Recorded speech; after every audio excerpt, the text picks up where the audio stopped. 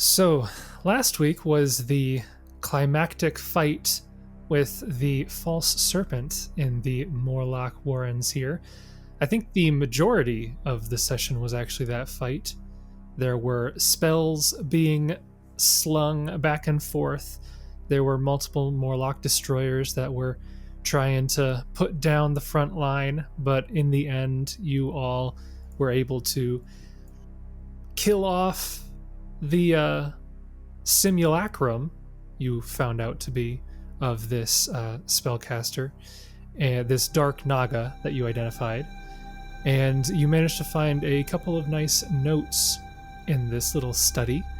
And I don't think I mentioned it in the session itself, but we then afterwards all leveled up. I say we, but it was just you guys, unfortunately. No. You can take another level in DM if you like. Okay. I think we can award you that. Okay. At this level, I get triple encounter level as a spell-like ability. No. That's pretty good. So you could just throw in like 3 extra encounters a session. Yeah, once per session, I can take an encounter and just triple its number of combats. Yeah. Triple. That's some strong powers. Yeah. So I figured we might as well start this session out going over what all the cool stuff you guys got. Anybody in particular want to start things off? I can go first. I think I went last time. I think we'll do it the opposite order. So we'll start with you and go the other way. Okay, so my level wasn't anything too crazy. I did take another level in Dragon Disciple as my prestige class. I got a bonus to my natural armor, so my static AC now is a rockin' 21. I also got a cool ability, which I think I'm going to not say for the moment until it comes out. And I took another level in my spellcasting at level 7.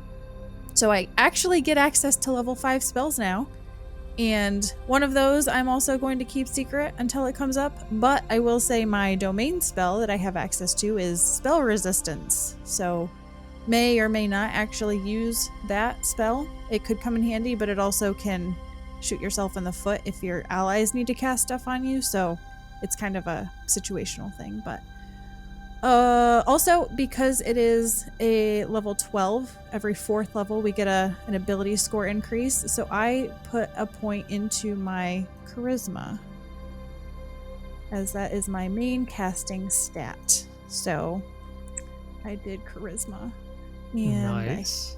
one thing that I realized that I should have gotten last level that I had forgotten is my bite attack and my claws attacks that I have when I'm that I can grow the claws as a free action. I should have been adding a d6 of electricity damage onto each of those with my last level. So my claws get a d6 of my dragon type energy at level 11, and the bite gets a d6 of that same energy type at level 6 Dragon Disciple. So should have gotten both of those last level. Completely forgot until I was doing this level, but they're there now at least. That's a lot of extra damage that you should have been doing, but now we'll be able to do. That's pretty cool. Yeah. Yep. So cool stuff there. I think that's about it for me though. Yep. It's a shame that all of my enemies are immune to electricity. But no. Oh, and because we did this after we signed off, I rolled a 7 on my d12 for my hit points. So with my con modifier of 4, I gained 11 hit points, and now I'm sitting at a max of 133. So I'm basically going to live forever. Yeah, I don't think you can die. I cannot die at this point. You hear that, Jason? I cannot die. Okay. We'll see about that. Next up, what order are we doing? Justin's next. Justin's next. Okay. Pretty straightforward for cleric level 12. Nothing too cool. Another level 6 spell, which I'm putting a few different ones on the old spell list, and we'll see which ones I use if they come up. And I don't think I had anything else really cool for level 12. I think I put my ability score into charisma, because I'm going to try and build my charisma up so that I get more more stuff. And then I got 8 hit points for my roll, and I used my favorite class to get another one, so that puts me at 123 hit points. Nice. Yeah. Oh, and I learned a new language. Oh, you now speak Aquan? Aquan, because that's going to come up. Indeed.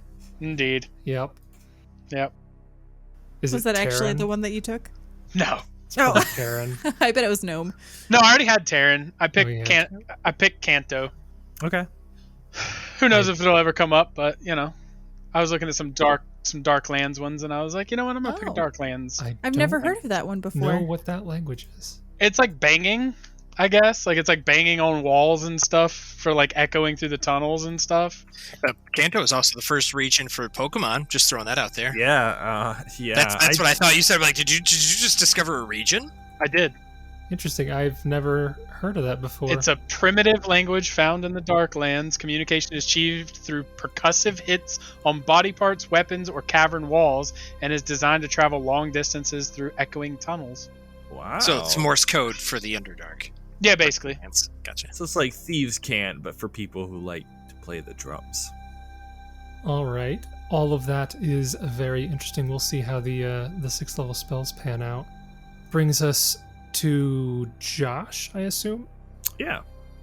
So I'm feeling pretty good. I think that from here on out, every level is going to be... I get something fun. This one in particular, I took another level in the exalted prestige class that I have. So got another level of spell casting, giving me a new 4th level spell that I'm really excited to use called Shared Wrath. This is particularly cool to get at this level because Wrath, the base spell, at this point, at 12th level, gains a new ability. You gain the benefits of improved critical feat on attack rolls made against the designated creature. So this means, in short, if we are ever up against a single big baddie and I throw out Shared Wrath, everyone, the whole party, will get the improved critical feat on their weapon of choice and a +3 to weapon and damage rolls. Yeah, that's pretty cool. So it's morale, but even still, I think getting the feat, throwing that out there is pretty cool. So I like that. And for the exalted class feature that I get here is called Expanded Portfolio, which it basically allows me to gain a cleric domain. And so I chose Defense, one of the subdomains of protection, which Milani has access to. And this gives me 3 spell-like abilities. So basically I use Cleric as my caster level, so it's only 5, but I do get access to 3 spells that I can cast once per day as a spell-like ability, and then I get a couple of bonuses that unfortunately I think are outpaced and don't matter yet because of the gear that we have, but in the future I can add resistance bonuses and deflection bonuses and stuff like that. Interesting. Sweet. So basically I get I'm a cleric now. Cool. We needed one. Yeah, that should help with survivability. Should. Yep. Yeah. All right, and that brings us... Oh, what did you take for your ability score increase? Oh, Constitution. And you should Okay. make sure I did the math right. I think I did, but you know everything, and I just pretend. +1. +1? Yeah. So I go from 15 to 16, so I get a +3 total modifier. But I think my current max is now sitting at 106, unless I messed up. I rolled low on the last dice. I rolled a 4. Yep, that sounds about right. All right, last but not least, Brandon. Jessup. Jeff. I thought it was kind of a lackluster level for Jessup for the most part, but just kind of base stats across the board. Just got a couple more spells, another spell slot. I'll keep my spells a secret so I can use them later. They're not really that fantastic, but the only big thing that Jessup did get was Soothing Performance, which I thought by the name was something else entirely until I read the text, but it'll be pretty good.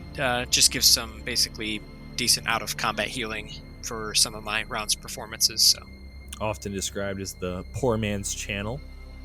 Well, can any of you guys stay in your lane? I don't have any healing abilities, so You came later. We were picking up the slack until you decided to join. That's the situation. Well, okay. if it makes you feel better, Justin, I will read its ability so those viewers that want to play with a cool poor man's channel can do it. Fair So, enough. a bard at 12th level or higher can use his performance to create an effect equivalent to the Mass Cure Serious Wounds, using the bard's level as the caster level. In addition, this performance removes the fatigue, sickened, and shaken condition for all those affected. Using the ability requires 4 rounds of continuous performance, and the targets must be able to see and hear the bard throughout the performance. Soothing performance relies on audible and visual components. So I can theoretically use it in combat. It would probably be very poor taste to do it in combat. But it's one of those, I think at the end of the day, if we needed, if I had a ton of extra performances left over, or not performances, but rounds of my performance, I could waste them for some okay healing. Spend them. They're not a waste. I think spend is right. Yeah. And what did you put your increase into? Oh, Jessup is a beefy boy with an additional point in strength for a strength score of 12. Oh. Nice, I like it. I figured it kind of it takes me back to a 0 for because I had lost actually. So I originally had a strength score of 12, but then it went down because of the age penalties. So I added that back in. My son, if you can hear him, he's really cheering for me because Jessup's got a 12 strength now. So awesome. You're gonna enter into some arm wrestling competitions with Kieran. Well, I wanted it because I was really struggling. I joke about it, but I was struggling with Jessup's weight. But it's just his carry capacity. He's always had to deal with weight. But it at least makes it now because I was taking some penalties to, kind of his dex skills, which kind of sucked for like acrobatics and a few other things. Obviously now because I'm trying to do some more disabled device. But I am actually, my light load is 50. My carrying right now is 49.3. So we're close. Nice. We're gonna give you all of our stuff. You can carry all the stuff from now on. I will with the bag of holding. So that brings us back into the section here. We come back to the now empty chamber of the false serpent, the simulacrum that you defeated, and you had already searched through it and looked for anything of value in here. You found a bunch of notes that kind of pointed you in the next direction. And that is where we left off, was immediately after all of that reveal. So what would you all like to do? Well, I suppose we're gonna have to go back up and tell Iuwlas that we defeated the false serpent, and then maybe Iuwlas can... Oh, and also we probably should tell Iuwlas that we killed the chief as well, because we did do that too. Yeah, I think we could tell him. I'm not sure that all the other Morlocks down here would be as thrilled to know that we killed the goddess one way or another.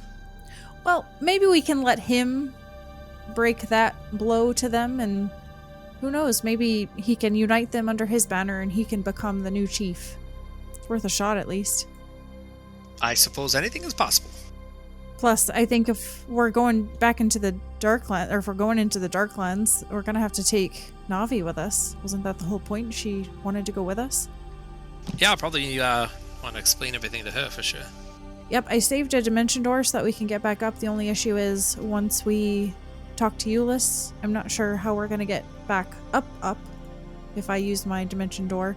Unless we want to dimension door all the way up until Navi and then work our way back down. Or if we want to go to Navi first, rest, and then go talk to Iuwlas. But I believe I only have one more dimension door to use. Can you still fly? I don't know. Do you want us to just teleport us up to the top and then you can fly down and give them the fantastic news? Yeah, you might need to help me so I could speak to him, because I can't understand him. I do have I think a potion of tongues I could use. No, I got the, I haven't used any of my, mediocre spells today, so I got plenty of room for you.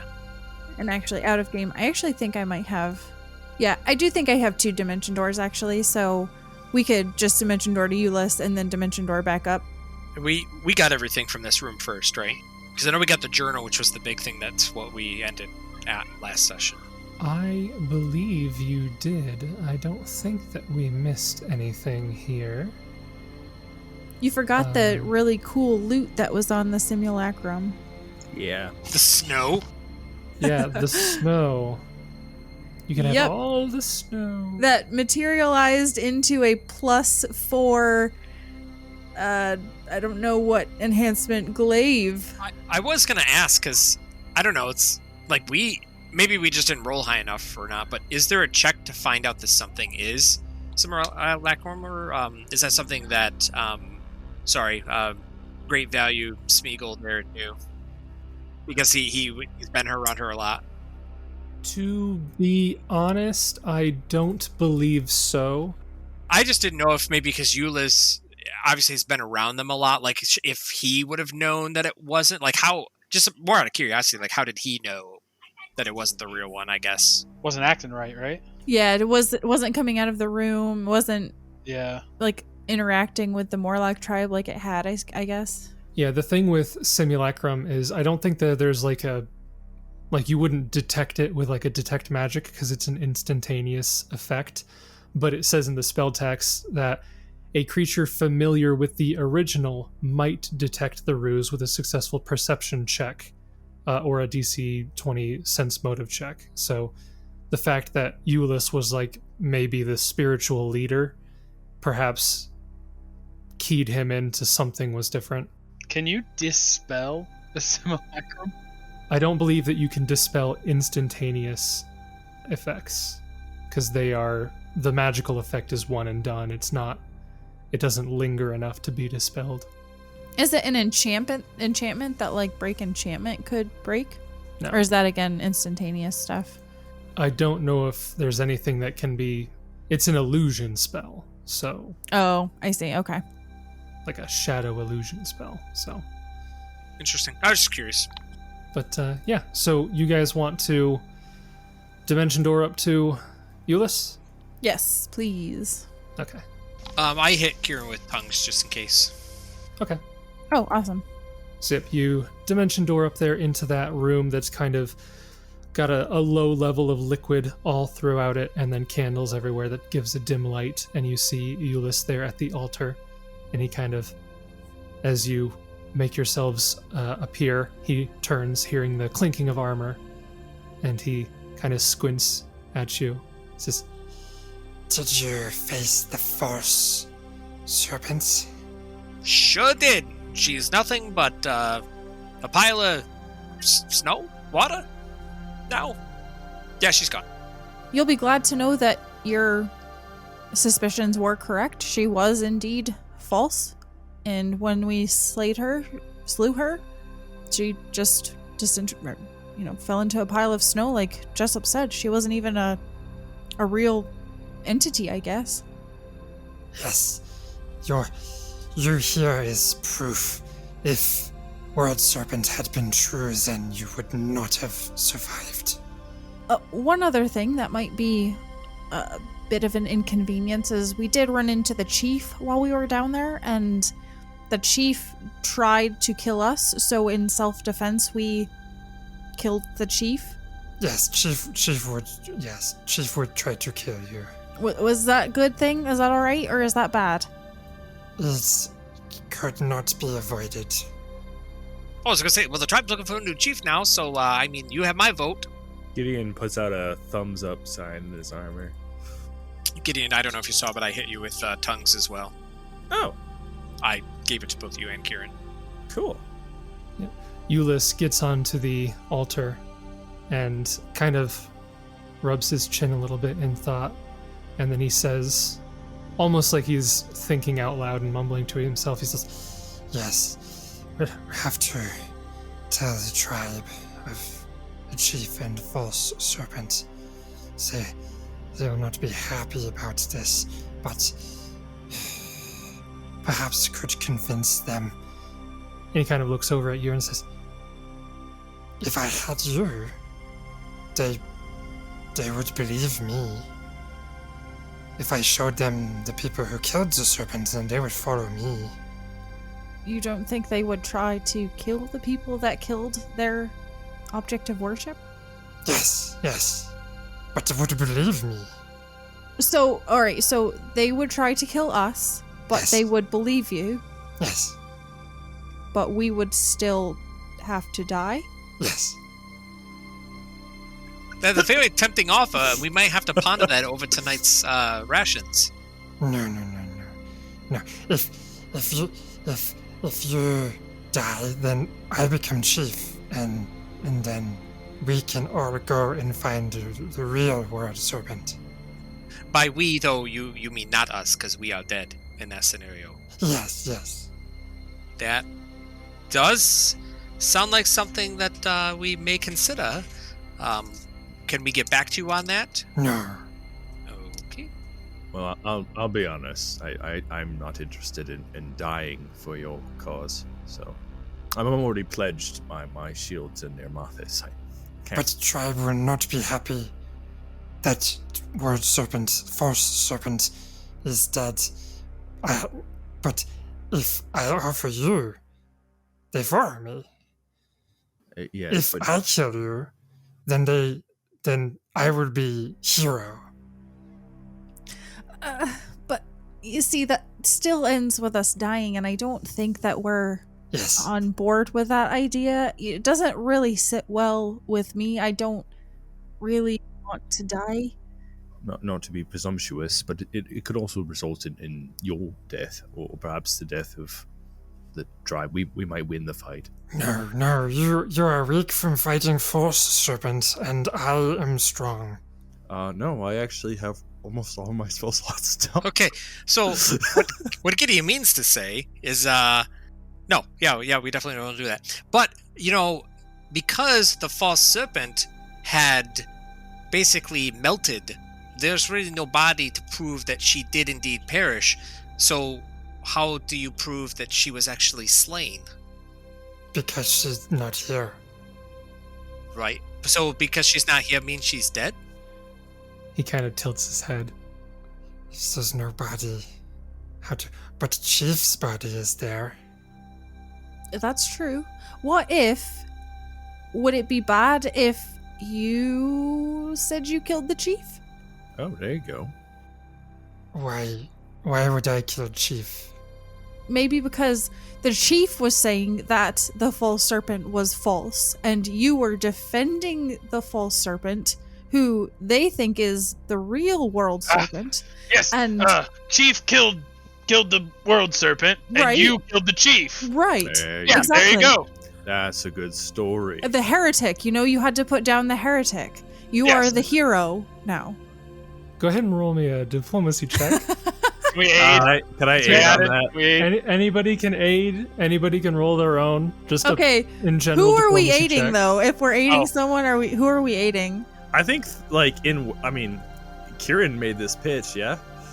Yeah, I think we're aiding Kieran because Kieran made the pitch. Yeah. Yeah. why I mean, couldn't I'd you like to just- roll for myself, but You can roll Kieran- for yourself. You don't have to aid. I can just roll. We can each roll straight checks Yeah. if you want. I'm good I'll with roll that. a straight No, check. I aided Yeah. Kieran because Who did- I was just adding to what Kieran was saying. There Okay, you go. I'll roll my own. So, I rolled a natural 2. Ooh. Oh, there you go. So 30. all right. So yeah, I 30. rolled a 28 with Oran's aid. That's a 30 diplomacy. So we're Gideon's doing his own, right? Yeah, Yeah, I Gideon's did my doing his own, own. Jessup, right. you can aid or do your own. I'm gonna auto aid, obviously because I can. But I just want to see what I would have rolled on my own. Okay, all right. Okay, No you're- need to show me up. Okay. That's a 35 for you listeners. Oh, you want to do diplomacy? Stay in your lanes. That's all I'm saying. Stay in your lane. Well, anyway, with Jessup's aid, that brings mine to a 32. Okay. So you present this plan, and Iuwlas tilts his head the other direction and continues rubbing his chin. He says, Yes, if Chief killed Word Serpent, then and I killed Chief, then still a hero. Yes, Exactly. You'd be the hero. and with no risk. No None. risk. 0% risk. Can I turn to the group and say something not in a language that he would understand? Like, can you choose to do that? Like, can I choose to talk in common? I in my experience talking with bilingual people, yes. Literally, yeah. I've experienced this before. So Kieran's going to turn to the rest of you and in common say, so my only concern is I don't know if he's going to need... Well, actually, I take that back. This is stupid. They have the body of the chief. I was going to say he might need the sword or something of the chief, but I guess if he's got the body, then that would prove it. It's just the body's probably all cut up, and I don't know if he's got any sort of weapon like that or not, but... I'm sure he'll think of something clever. Perfect. He'll turn back to Iuwlas. All right, well, it's all settled. I don't think that we need to stand before the tribe. I think that might just complicate things a little bit, as a third party. So we're going to go get our companions and be on our way. And you can take this news back to your tribe and, become the chief. And then perhaps you can lead your tribe somewhere that might be safer and not as close to the surface where there's risk of more people coming in and disrupting your activities. Yes, you cannot be seen by tribe or else they will know that I did not kill Chief. But you must give me the key first. Remind me, it's been a week and a half. The key. The Chief's key. If I killed Chief, I would have key. The dwarven key. Yes. Could we just tell him it's... I mean, I don't know if we grabbed it. Could we just tell him it's still in the door? I have it in the inventory, so I could give it to him. So Yes, Kieran will give me pull it key. out and he'll say, is this the key? This is the one that was on the chief? I'm Yes. assuming this is the right key? Yes, give me key. All right, here you go. And now we'll need the key later, and we'll have to come back and kill him. He hops up and he takes the key and he says, Okay, you can live. Well, thank you. I really very much I enjoyed living. appreciate that as well. Yes, good to know. I will tell tribe that I have slain the chief, and we will search for the real world serpent. Iuwlas, the hero, chief slayer, and defender of the true serpent. Yes, it's good for you. Yes. Okay, now leave. Must speak with tribe. Oh, all right. Well, it was pleasant speaking with you, Iuwlas. Best of luck to you in your future endeavors. And he will dimension door to the dwarven ruins where Navi and the rest of the merchants are. Gideon will give him a salute and try to time it so that he blips out of existence right at the end of the salute. okay. As soon as we teleport in, Jessup will look at the other groups and in common go, well, that worked out well. I didn't think about it. How is he going to explain the four that are dead in where the false serpent was? No, I didn't That'll think be of that awkward. either. Or the other fact, like, what if the true Black Maga comes back? That'll be bad. Not our problem. Nope. Not our problem. Not our problem. We did what we needed to do, and we didn't die, so... And we've got our own things to take care of, so I'm fine with this. Okay. So you guys dimension up after talking your way out of a potential fight. I'm glad we didn't have to kill Iuwlas. That would have made me sad. I know, I like Iuwlas. Iuwlas is a very interesting character, I find. The interesting thing about him that when I was reading up about him that I thought was quite curious is that he is a oracle. He's a 10th level oracle. 10th level? That's way higher than I would have thought. Yeah, he's got 5th level spells and everything. So that Oh, would have snap. been it wouldn't have been a throwaway fight. But the interesting thing is that where's the wording here? Yeah, I'm not finding the text, but it mentions in the book that his devotion to the world serpent, even though the world serpent is not technically a deity, his devotion alone allowed him to access the divine, spells or something like that. It words it better in the book, but I just thought that was an interesting thing that they had for him. For the life of me, I can't find where that's written though. So I know I read it somewhere. So yeah, you're up there in the dwarven ruins once again with Navi and all the others. How would you like to proceed?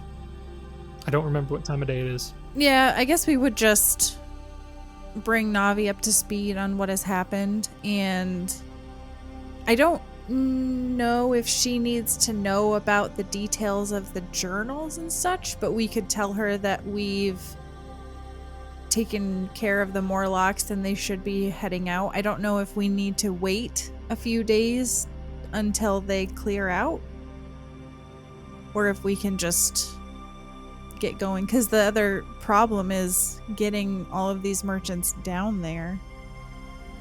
The only way that we can get down there is through this well, right? You could go down through the well, or you could climb off the edge of the ravine. And she just wanted a way to get back in. Like, once she got back in, she can do her own thing. Is that right? Pretty much, yeah. She couldn't get back down because the Morlocks were basically blocking the entrance. Okay, so we've taken care of the Morlocks, and now we have this journal and these maps that will basically lead us to Kraggodan. Yeah, so if you kind of relay some of that info to Navi, she'll say, well, that's great to hear. We'll get our things ready. It might take us a couple days to get everything around and set up a way for us to get all of our goods back down to the tunnels there, but we'll be able to manage at this point, I think. It looks from the maps and the direction that you were talking about, it looks like we might be going in opposite directions, though. So as soon as you head out from here, we might not see each other for a while. So if you had any last-minute purchases, now'd be the time to do it, I guess. Unless you're planning on staying here with us for another couple days. I don't know. What do you guys feel? I don't feel super tapped if we wanted to set out today. I think we should get going. I feel fine. I'm also fine to continue. I suppose.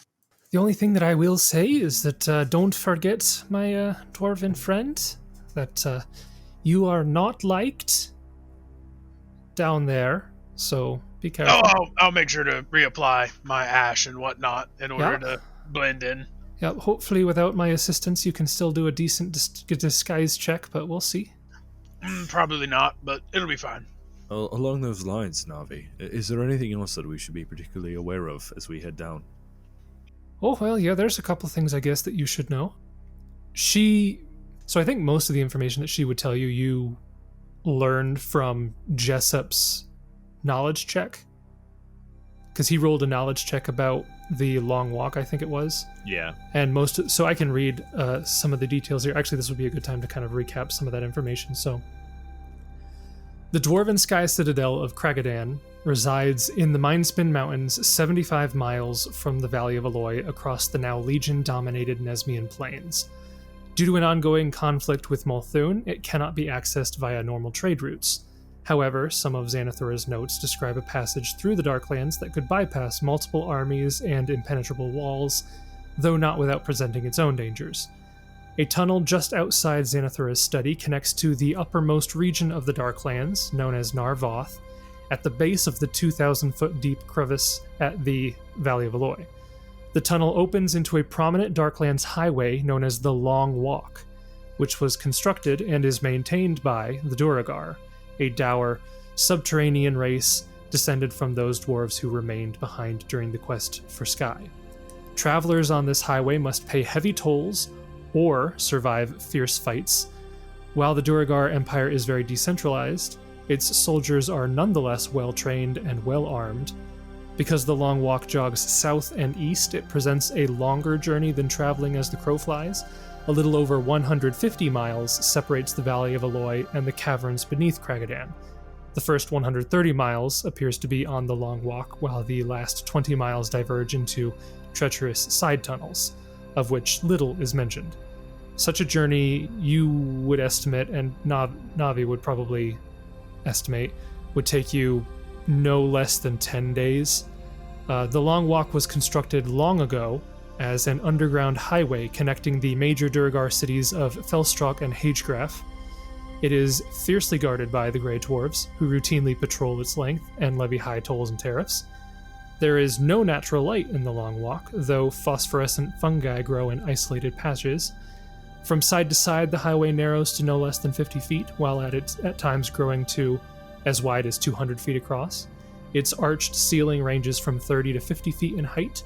Ancient and often immense stone monuments stare down at passersby from the ceiling and walls, though most of them have eroded over the millennia, leaving the occasional pointed arm or arched eyebrow behind. I think that is all information that Jessup was able to figure out, but Navi would be able to reiterate and confirm most of that. What is the like with those dwarves? What do they want as like a payment or whatever? Like, are they just looking for straight gold, or? So Probably give them Oran. Navi would say, well, the dwarves, they take all kinds of payments. Anything that's worth money, they'll probably accept. They are known to be into slavery. So yeah, offering the dwarf would definitely do it, but I don't know if that'd be the first thing you'd want to resort to. Generally, they just ask for sums of gold. I will say that they tend to base the amount of the toll off of how lucrative they think the particular traveler might be. Looking at the four of you, might be higher tolls than I usually encounter, but I'm sure it won't be so much that you couldn't pay it if you had to. Slavery is common in the Darklands. Oh, it's not common, it's encouraged. At least for the Duergar. That's kind of how their society is run. I see. Let's not get into that as we move through. I don't think we're going to solve any of the issues in the Darklands, so let's just try to move through as quietly and peacefully as we can. I have no disillusions, Kieran. My lifetime is for Nemathis. Perhaps in a future life, I can take care of the Darklands. Goodness, you certainly have ambitions. Could you imagine if Aiden was still here? He would attack all the Duergar on sight.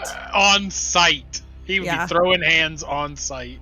Yeah, but fun fact, though, it is related to Milani. The common belief is that they'll be reincarnated with the ability to fight again if they die a martyr.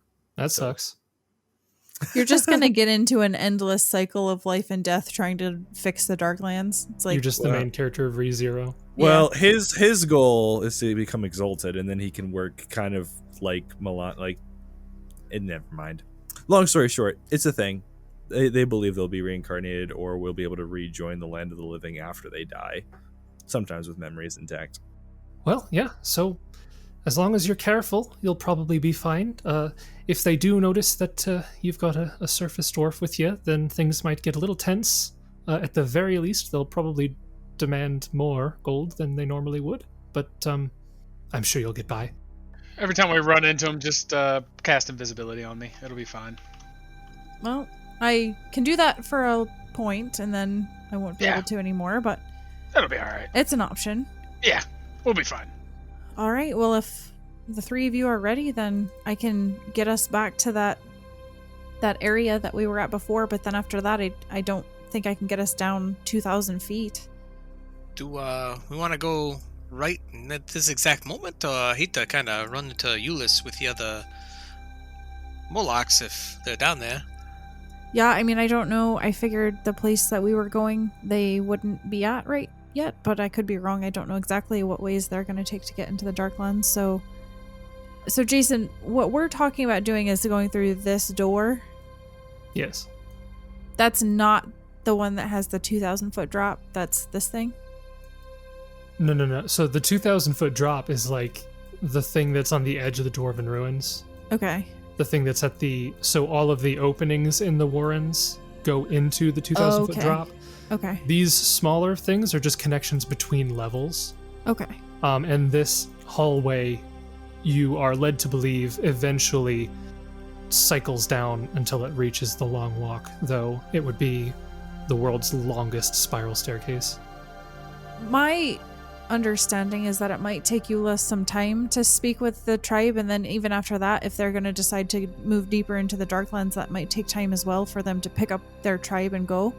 So my thought is to probably go right now and try to get out ahead of them. That's true. Well, in the manner that boy speaks in circles, gosh only knows how long it's going to take for him to tell the tribe what's going on. That's true as well. So I would say let's better now than never. It's daunting to think 75 miles through the Darklands to get to Kraggodan, but we've got to start somewhere, I suppose. Mile at a time. It's going to take us quite a while. Do we have enough supplies? Is there anything that we need from Navi before we go? We got the freebie can that can make some little cardboard sludge. I think we're good. Do we want any potions or anything? We probably do want to buy, a bunch of rations, and I'm assuming we'd find water down there, right? Somewhere. I can create water. Well, look at that, Mr. Fancy Pants. It's called pee. Ah. No, We can all create water, Gideon. No, this is no. I'm not speaking of Uran. I have. When he does it, I can conjure. He pees right in front of everyone. No, he casts a cantrip. You're filling a canteen. Don't worry. Completely It makes clean. delicious tea. Oh no!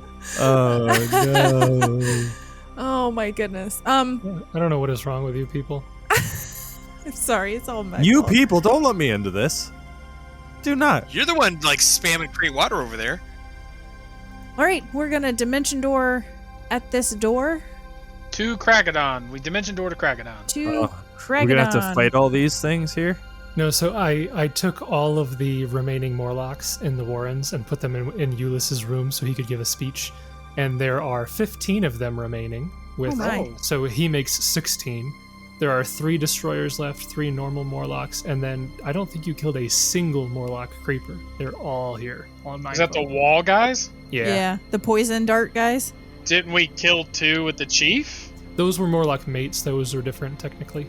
Equally annoying. Didn't like them. The Morlock mates were rangers. The Morlock creepers are rogues. Oh, but they're all Australian. Yep, I guess.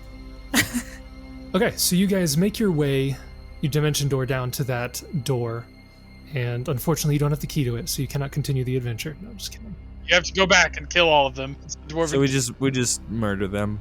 Yes. No, so you guys are able to open that door, and you begin walking down this long hallway that slowly begins to curve downwards into a staircase, but after several hundred feet, the actual stonework kind of gives way to just a cavernous tunnel that turns and spirals down.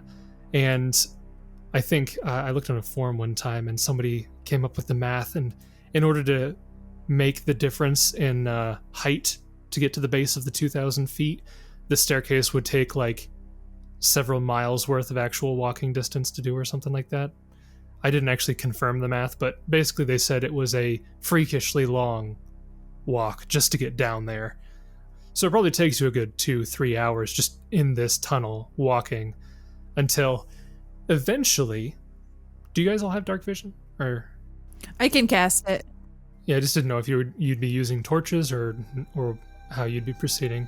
Worst case, if you want to cast it again, we can use the extend rod too for it.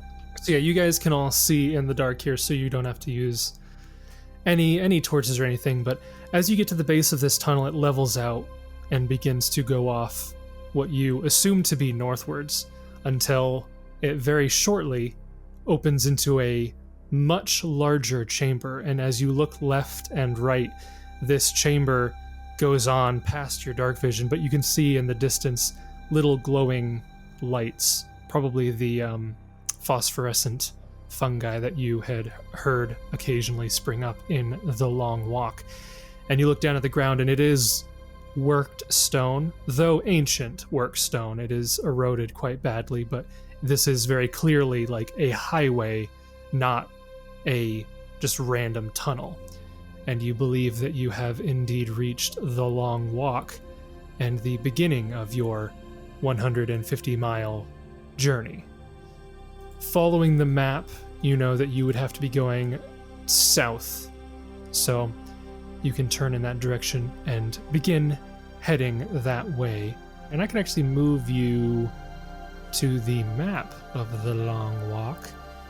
Note that this is a very small section of the long walk. This is not the entirety of the long walk. Some long walk. This is only how long is it? This is only like a 450-foot long section of the long walk. So you guys begin going down the long walk here, and for a while it's quiet. There's not a whole lot going on. You do occasionally hear some distant noises like water droplets hitting the ground, or maybe a couple Darklands creatures skittering about and running away from you as you go along. But for the most part, you see no light. The phosphorescent fungi are very sparse. You go through several hundreds of feet at a time in complete darkness, but with dark vision, that's not a big deal for you guys. So, let me get out my D100. Alright. So, about 3 hours pass as you're traveling along the long walk here. And it's getting to the point where, I mean, you can't tell what time of day it is, but with the battle that was going on before and the hours after that and the hours here, you're starting to get a little tired. You think you're probably getting close to what should be nighttime, but before you're able to like stop and find a place to set up camp either on the middle of the road or off to the side of the road or whatever, you hear... Actually, I guess you'll have to roll perception checks first. I'll allow perception checks. We didn't rest yet, correct? This is a correct thing that you have said. Okay, perception and go. Ooh, I rolled a 23 perception. 22 perception. Perception and go. I rolled a 41, baby. Perception and... Hang on, character sheet's loading. And engage. Engaged. He gets a 19. Is your +5 in there from the goggles I gave you? Yes. Oh, that sucked. I have bad perception, okay? Do you have any Oran ranks in sees it? nothing. Not really, no. Okay, I was gonna say that must just be the goggles and your wisdom, right? Yeah. Listen, this is how it was when Oran was first in the group, too. He doesn't perceive things. Yeah. You know, he's not a looker. He's a not doer. looker. He's a doer. He does stuff. Yeah. Okay, so you guys hear in the darkness ahead of you movement. It sounds like... So, 3 of you, Kieran, Jessup, and Gideon, you're able to determine that the sound is of multiple creatures, some of which seem to be maybe wearing some sort of armor. There's like a clinking of metal, but then there's also like skittering of like some kind of insectile, like multi-legged things walking along. And here's how we're gonna do this. So you did hear them, but they saw you before you saw them. Yes, but I was stealthing. But everybody knows the speed of sound is faster than the speed of light. So we're not going to do a surprise round because Oran would have still heard the skittering noises, and the rest of you also heard the more armored noises. So we're going to just go straight into initiative. This is fairly abrupt. You guys heard these noises, and then immediately the next thing is about to occur, but you'll have to roll initiative first. Oh, I was hoping we could speak with them, but that doesn't sound like an option. There's no diplomacy in the Darklands. Do we have time to negotiate? There's no diplomacy in the Darklands, you fool. There's no diplomacy in the Darklands! So we have initiative here. Gideon with a 6. Classic. Jessup with a 23. Kieran with a 10. Ooh, got some good ones. And Oran with a 19. So, first up in initiative, out of the darkness ahead of you, comes flying a bolt. That's not what I expected to be flying. So it looks like the only 2 people that wouldn't have cover from this would be Gideon and Jessup, so I'll just roll a d2. 1 will be Gideon, 2 will be Jessup. 2 is going to be against Jessup. So Jessup, does a 22 hit your flat-footed AC? Yes. Okay. You take a whopping 2 points of damage, plus... That's not good. He's on death's door. Here it comes. Plus another 10 points of sneak attack damage. And that is that creature's turn. Jessup, it is now your turn. From your perspective, you just all of a sudden heard movement coming from in front of you. And you can all see 60 feet ahead of you in darkness, but there's nothing in your line of sight. Oh, I can see further. I think it's 120. That is further. Hang on, let me confirm that. Hang on. Hang on. Let me look at my feet. Yeah, I didn't know if Hursk had that or if Oran had it as well. Nope, Hursk had it. Oran Yeah. does not. It's 60 feet for That's Oran. what I Sorry, thought. sorry. I had them backwards. Different dwarf. My word. I'm sorry. Continue. Yeah, out to the range of your dark vision, you don't see anything, but somehow something has seen you, and you've just been shot. What do you do? Jessup will cast Dancing Lights. Oh, So I'm not really entirely sure where I'll cast them. So I'm just going to. I could do 100 feet. So I could see 60. Or how far can I see in front with you dark see vision? 60 feet ahead of you. So I'll double that. So let's do 120. So I'll Okay. put them. Yeah. So you are casting the lights. I'll just do like a general... I'll just do a square. Okay. A 2-dimensional square. Yeah, so you cast dancing lights back there, which would reveal some creatures. Oh, creatures. Let's kill them. Oh crap! Oh yeah, just a few of them, not like too many. Oh, dearie. So you now see as these dancing lights appear in the distance and illuminate the area between your dark vision and themselves, you see about, it looks like 5 humanoid figures. I will show you their tokens here. There's one of them. Oh, that looks like a woman. There's several of that figure, and then there is this figure in the back. Oh, that's what Warren looks like. Can I do a knowledge check? Absolutely. It would be a knowledge local, I believe, because Now it's local for the bugs? That's weird. All right. Whatever. well, the bugs would be nature. Yeah, there are. It looks like there's 5 humanoid figures, and then there are 4. It looks like. Did I get the size right on these? Nope. 1 second. Oh dear. They weren't supposed to get bigger.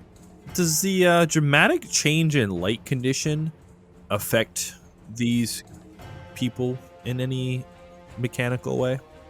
Unfortunately, I don't believe dancing lights creates anything mechanically worthwhile. It makes it daylight. I wasn't sure because I know like some things. Does not make it daylight. I think It would raise was it by 1 level, so it's probably dim light. Okay. The daylight spell would make it daylight. Normal light, I guess, is what I meant. So, yeah. So it'd be dim light. So it wouldn't make a difference. So, yes, with a 35 knowledge local, Jessup, you are able to immediately identify all 5 of these humanoids as Duergar. Ah, the Durga! And Gideon, I apologize that my spell is subpar to your lighting standards. And then just a 5-foot step back behind the pain train. Yep, it looks like they are dressed like a standard patrol, and it looks like they are immediately hostile.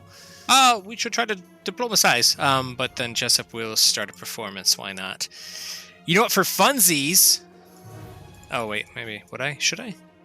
Well, I was going to say, you should get questions about them, right? Because you rolled a nat 20. So. Yeah, maybe you can that's ask true. questions about Duergar if you want. Stuff. Sure. You have anything you want to know about Duergar? I just want to know what they were. I mean, they're basically Oran, but darker skin toned, correct? And live in the. Yeah, they're Dave. they're like dwarves, but slightly better. Oh, okay. What Ooh. what makes them better? And then be Wow. fighting words. So they have 120-foot dark vision naturally. Ooh, fancy. Ooh. Do they have any cool racials? They do have light sensitivity, but that's, It's got to get to normal light to matter. I think it's either normal or bright light.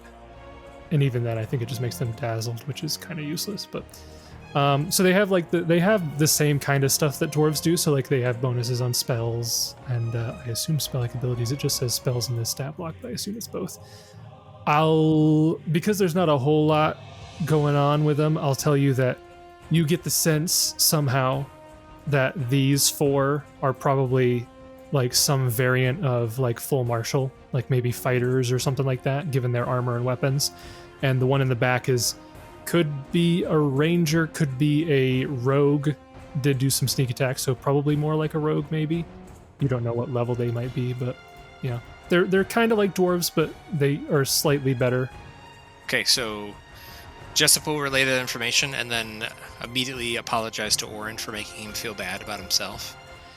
And then Jessup will start a Inspire Courage. Okay. So he will, I guess free action monster lore, move action, start bard performance. He will at least 5-foot step, and then he standard action cast Dancing Lights. That's it. Yep. And then another thing that you would know about Duragar that is going to come up right now, they do have the ability, as you see right in front of you, to go invisible, as one of them goes invisible. And Oran, it is your turn. What have I got left for spells? I would laugh if Oran puts the ash on his face and then he just thinks he can go invisible. Just like Drax, nobody can see me. Nobody can see me. In hindsight, maybe we should have looked like Oran's slaves. Would that have sat well with Gideon? We don't do that around here. I want to cast a spell. Okay. Cast Hedging Weapons. Okay, so you cast Hedging Weapons. Okie dokie. Anything else? 5-foot step there. Okay. That brings us to Blue, who is going to go invisible. That brings us to the Red Stag Beetle. What is their movement? Awesome. So he's just gonna move a little bit forward, I guess. And then Red Duragar Captain is gonna go invisible. And then Orange Stag Beetle is gonna move a little bit forward. And then Kieran. Kieran is going to cast Mirror Image on himself. So 1d4 plus 3 images, a minimum of 4. Nice. So that will be my images. And movement wise, I think I will, for now, stay where I'm at. And that's my turn. All right, that brings us to the Blue Stag Beetle. It's going to move a little bit forward. And then to Gideon. We'll go ahead and cast Divine Favor, and we will do an invocation of... We'll go with Protection for now. Okay. So that's a +2 Sacred bonus to AC. Yep, 5-foot step forward. That's my turn. Okay, so that brings us to Stag Beetle Green, which will move forward a little bit. And Orange Captain, who will go invisible. They like doing that.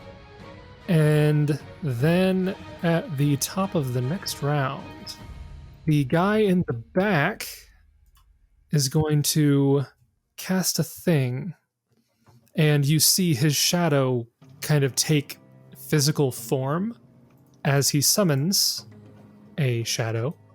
It's going to just move there. And that brings us back to Jessup. Jessup will 5-foot step up. Jessup will cast haste.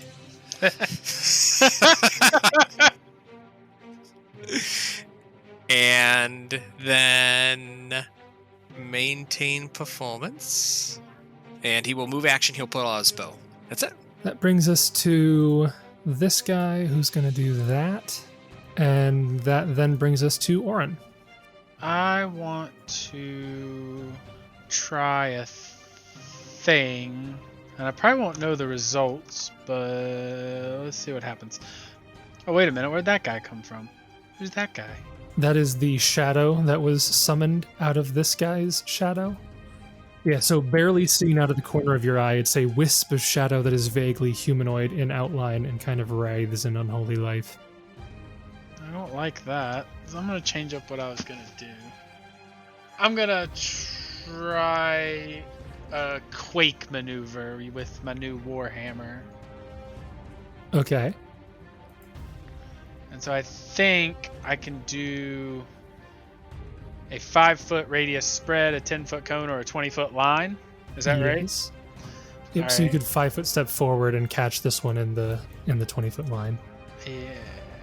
Actually, I think I just want to do a 10-foot cone in front of me and Gideon there, basically.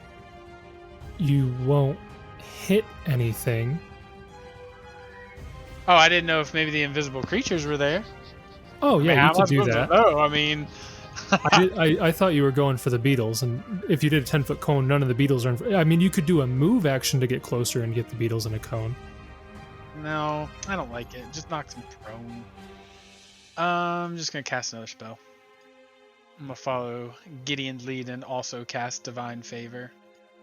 Okay, so you cast that spell on yourself, and that will bring us to this person who will do a thing, and then we get back to the stag beetles here, who is going to attempt an overrun maneuver, or not an overrun, I'm sorry, a trample maneuver, and kind of like skitter past you guys a little bit. I drew it kind of weird, but kind of like that, just skitter by you.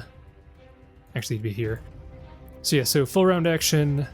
It's an overrun, at least one size category smaller than itself. Trampling creatures, it does not need to make a check, yada yada yada yada yada yada yada yada yada. So basically, Gideon and Oran, you can make a attack of opportunity at a -4 penalty, or you can make a reflex save to half the damage. I'll take an attack of opportunity. Okay, I too will take an attack of opportunity. okay, go for it. A 30. Okay, so with the -4 penalty, those will both still hit, 26 and 24. 13 points of damage. 13 points of damage. All right. Lots to do from Jessup. And then I think mine's a 28, but it put it weird. Can you guys read that? Does that say 28? The to hit? Yeah. Yeah. Does that hit? You take a -4 penalty for attacks of opportunity, so it's a 24, but that does still hit. Wow, big damage from the new squeaky hammer. 12 plus 3, so another 15. That's not bad for minimum damage. So it takes that damage, and both of you will be taking. Ooh. You both take 11 points of damage. We won that trade. It's not great, but we won. So that is that one's turn. Now it is this guy's turn, so he does a thing. And now it is Orange Beetle's turn.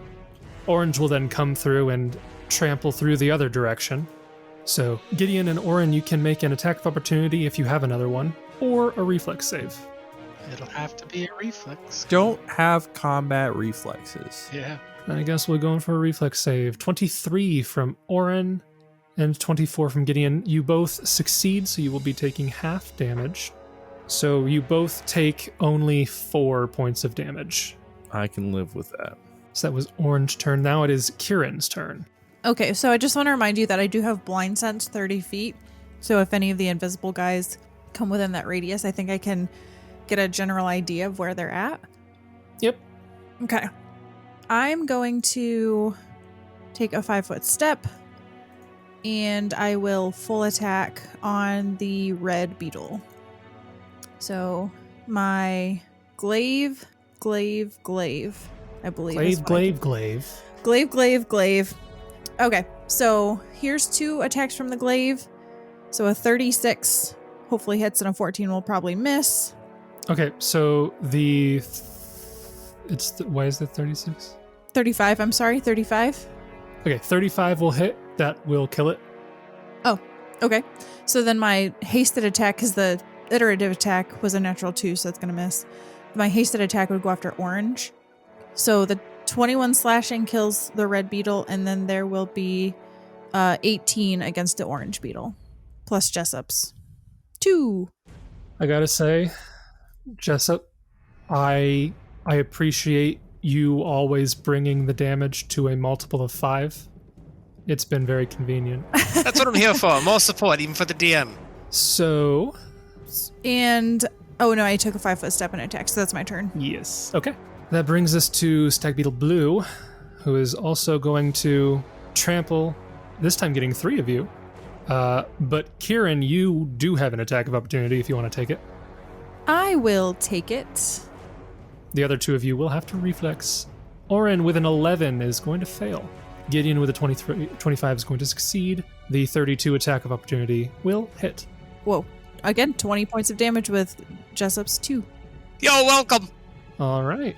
Okay, so with that, Oran and Kieran will be taking 10 points of damage from the trample. And 5 for me. Yes. And it is your turn, Gideon. Did Jessup not go? Did he not go? Yeah, I was waiting for him to identify that thing.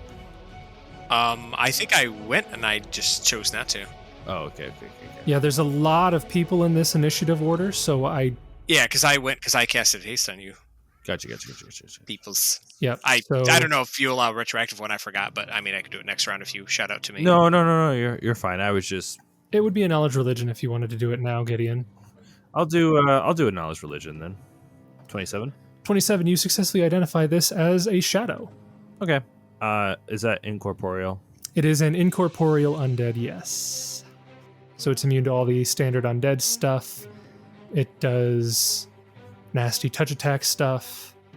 You know that standard shadows, when they kill a creature, the dead creature actually comes to life as a shadow spawn.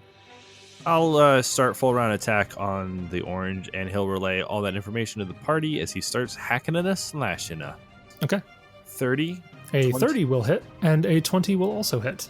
Okay. So 15 total damage plus 2 coming from Jessup. So 12 plus 13 is 25, plus 4 is enough. So with Jessup's help, you are able to bring it from 0 to -4. then my last attack will go against blue. 23 will hit 19. for 19 max points of damage.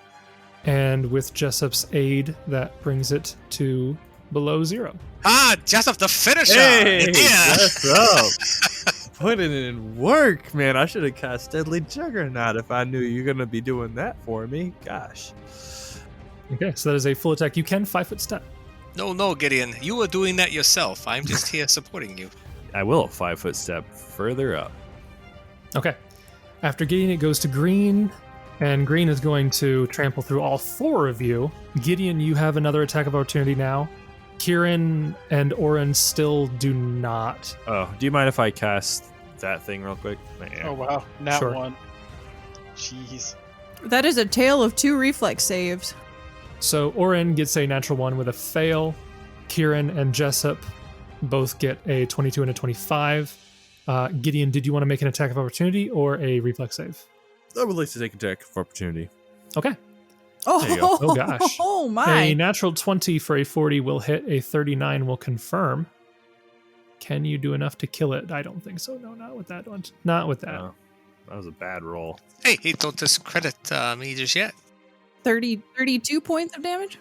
You do a chunk. Yeah, you do a chunk. It is still up, though.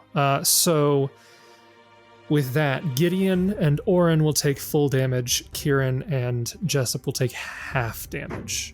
So that is, again, it's 10 for those of you who did not make the save, and 5 for those who did. And then that brings us to this guy who does a thing. Stop doing the things. And then that brings us to the top of the next round. This guy in the distance is going to roll a stealth check. And I'll roll a d2, whether it's Oran or Gideon. So 1 will be Gideon, 2 will be Oran, 2, so he's going to try to shoot Oran. Oran, go ahead and roll me a perception check to see if you can still spot him. Okay, no. So you lose track of him out of the corner of your eye, even though it is dim light. Normally, you would be able to spot him. But it seems that this particular individual is almost able to hide in plain sight, it seems. And is going to make an attack against your flat-footed AC. I don't know if it's going to hit, though, even against flat-footed. That is only a 21 against flat-footed. No. Nope. You two have very high flat-footed AC, so it doesn't help much. Okay, that'll be his turn. He'll actually maybe move a little bit over here. And then his shadow will move, go up to Gideon and make a swipe.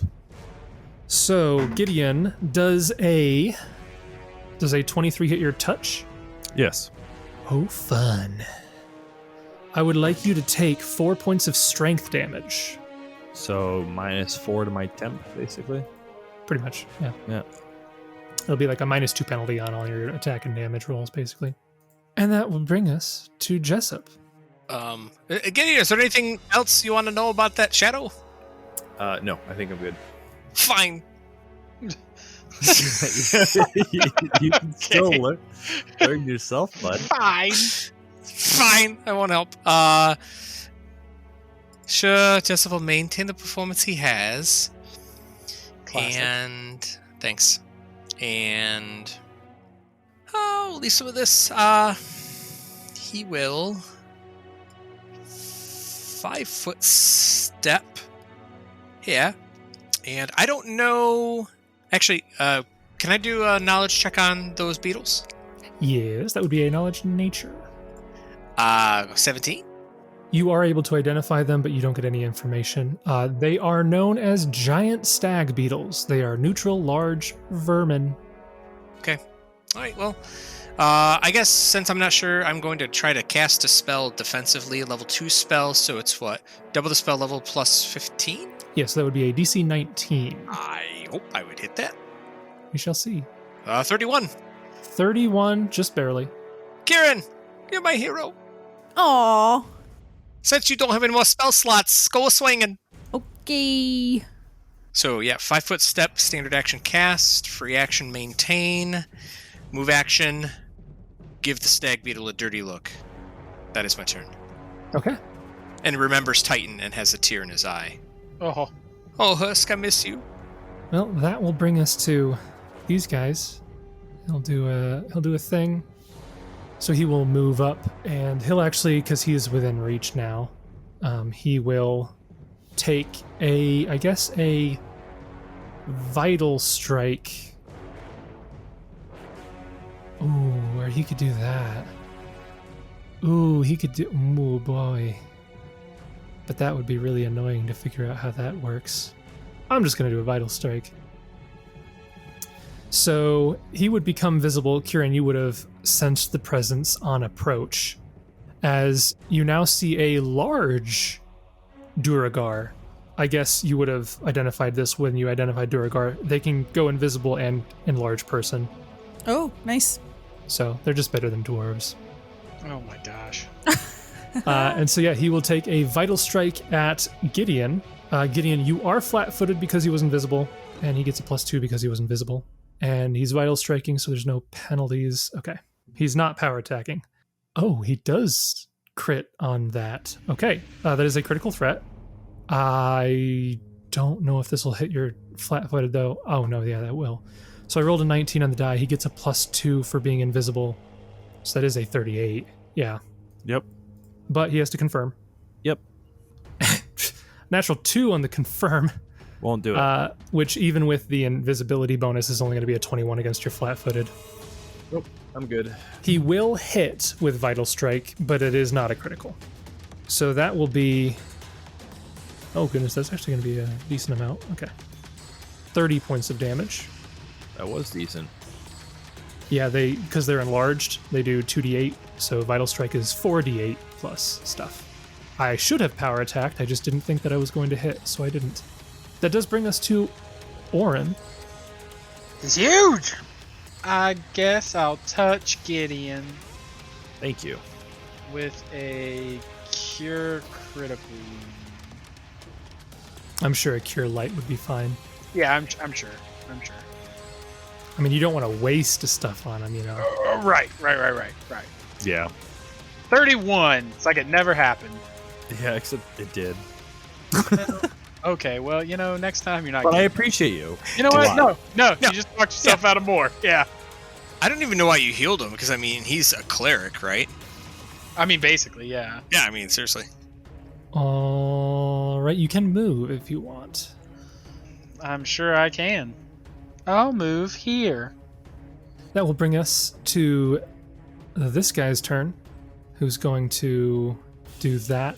Kieran, you sense a presence, so you don't get a precise thing from it, just a kind of general sense, right? Within 30 feet. I think technically I can know what square they're in, but I still have to roll concealment. Okay. So you sense that a creature is approaching from this direction. How come you get this spider sense thing? I have blind sense. Oh, fine. You then would, right after that... Well, actually, this isn't... You'd sense it, but the attack would also kind of come in. From invisibility, the red one will show up here and do a vital strike against Gideon. 26 against flat-footed. No, that'll miss. Okay, so he goes to swing at you, but it rebounds off your armor. That brings us to Kieran. Okay, Kieran will... you say I sensed coming from somewhere else or just red?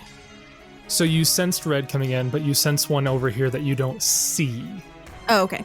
So I'll tap Jessup on the shoulder and I'll say, heads up, Jessup, there's one coming from your left. And then I will 5-foot step up, and then I'm going to cast Magic Missile on the incorporeal guy. How dare you? So that will be 20 force damage. All right. And for the listeners, that will all go through because force is the only thing that will affect an incorporeal creature fully.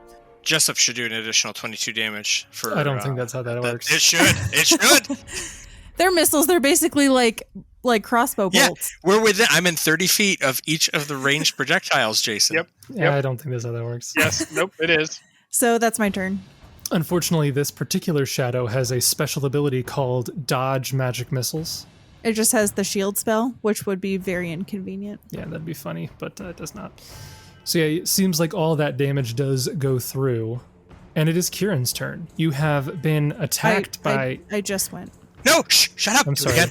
It is... I meant Gideon. Do it again. Sarah, why'd you do that? No. I did the opposite of what I normally do. I normally click it twice and skip somebody, but this time I clicked it, but didn't actually look at the next person. So it is Gideon's turn. You have been hit by... Well, you've been hit by one Duragar and attacked by another, but you also have a shadow in front of you. What would you like to do about that? I had a question. Oh, yeah. So when we level up, we don't get access to our new spells. We don't get our new HP. Do we get new class features? If they're like inherent things, then yes. So I would get my domain stuff. You wouldn't get the domain spells. Correct. But I'd get the other stuff, like the supernatural abilities. I don't know if you would if they're used per day, but if they're like other things, then yes. What if they are used per day? You would say no? Okay, that's fine. I don't know. Is that generally how we would play it, or no? I don't remember. I think this is the first time that I got something that mattered. If I can't use my discordant voice on her magic missile, then yes, I see you can't do what you want to do. You can rule it however you like, but I have an ability that I would like to use. It says once each day you can do this thing. So if you want to wait till tomorrow, that's fine with me. Yeah, I think for simplicity's sake, we'll just rule it the same way as spells. Okay. Just to keep things simple. And I mean, I don't want you to have fun, so... Well, I understand all your decisions are made off of that, first and foremost. Yep. I'm so in such a bad situation. Just kill him. Yeah, we're gonna try. I'm still hasted, yeah? I would assume so. Yeah, so we'll full round attack him. 26, 28, Both of those will hit the shadow. 37. That'll hit the shadow. All of these are gonna be half damage. So 5, 8, 8, 14. Okay. And I'm assuming my sonic damage is half too. It is because it's from a corporeal source, I think. But even that being the case, the second attack will be enough to put down the shadow. So you can 5-foot step and smack the other guy? I suppose I could, couldn't I? Yeah, if you want a 5-foot step towards one of them. Yep. Against red, okay. So the third attack was a 37. Green? None Okay. of them have been hit yet, right? I don't remember. Correct. So let's go there. Okay, so going up against green. Green has 10 more AC than red, so that's good. Okay. That's a joke. I'm lying. Also checks out. Yeah. So the 37 against green will hit, and you did 17 plus 5, so 22 points of damage to green. And All right. Since I put him down, we'll go ahead and do that as well. I'll cast Okay. the thing that I like to cast so I don't die. The anti-death spell. All right. That brings us to the stag beetle here, who is going to attack Jessup. No, It does not have reach, so it has to step up to you to do it. I don't like it. And is going to make one attack against you, Jessup. Okay. I would love to see this hit. I wouldn't. I don't know if a 15 will do it, though. Just barely missed. Yeah, they... I saw their stat blocks, and I was like, they're not going to hit unless they trample. Okay, that's the stag beetle's turn. Brings us to this guy's turn. He's gonna... Well, you're within charge. So yeah, he's going to charge. So because he's charging... So you're flat-footed, he gets a +2 from invisible and a +2 from charge. I think it'll do it. I think it's a 30 even. Thank you, Jessup. You stinker. Uh, You little dummy. Okay, Well, that's very rude. Yeah, that was rude, Jace. I don't care. So for those listening, his flat-footed is 32. Yes, so that will miss. Brings us to the top of the next round. This guy in the back. What is he gonna do? I wonder. So he will go invisible, and then he will do a little bit of a thing. All right. Interesting thing with him. I don't think it's like it matters if I tell you this, but he does not have Enlarge Person as a spell-like ability, but he's still a Duragar.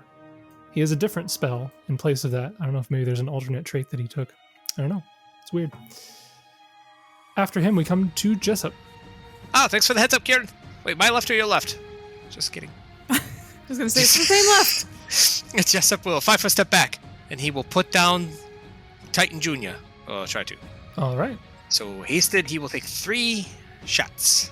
And swift action, obviously he will Arcane Strike, point blank shot.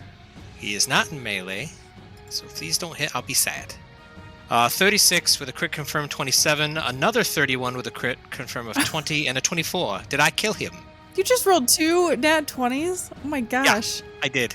So all of those will hit. The first attack is enough to kill him.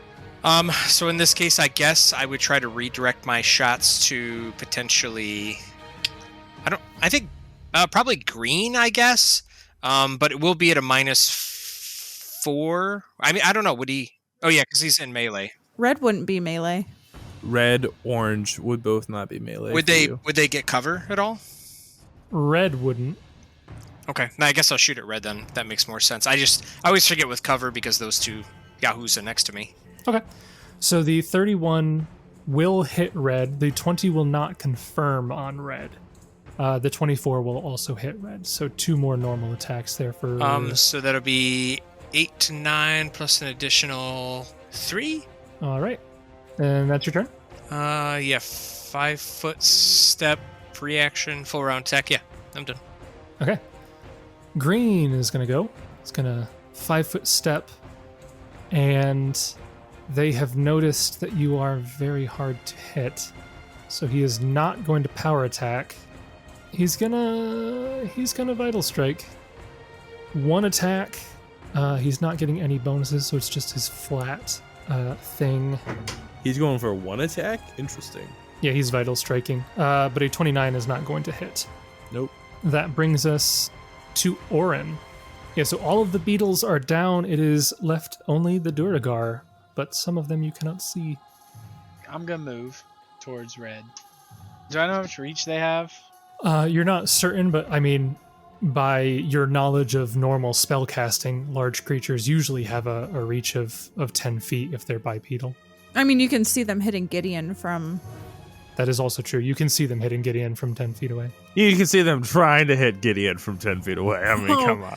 Don't provoke, my dude. So you're going down and then over? Oh, I did provoke. Yep. Nope. Okay, I'm so gonna- that I will meant provoke Josh from- provoked the DM. Oh.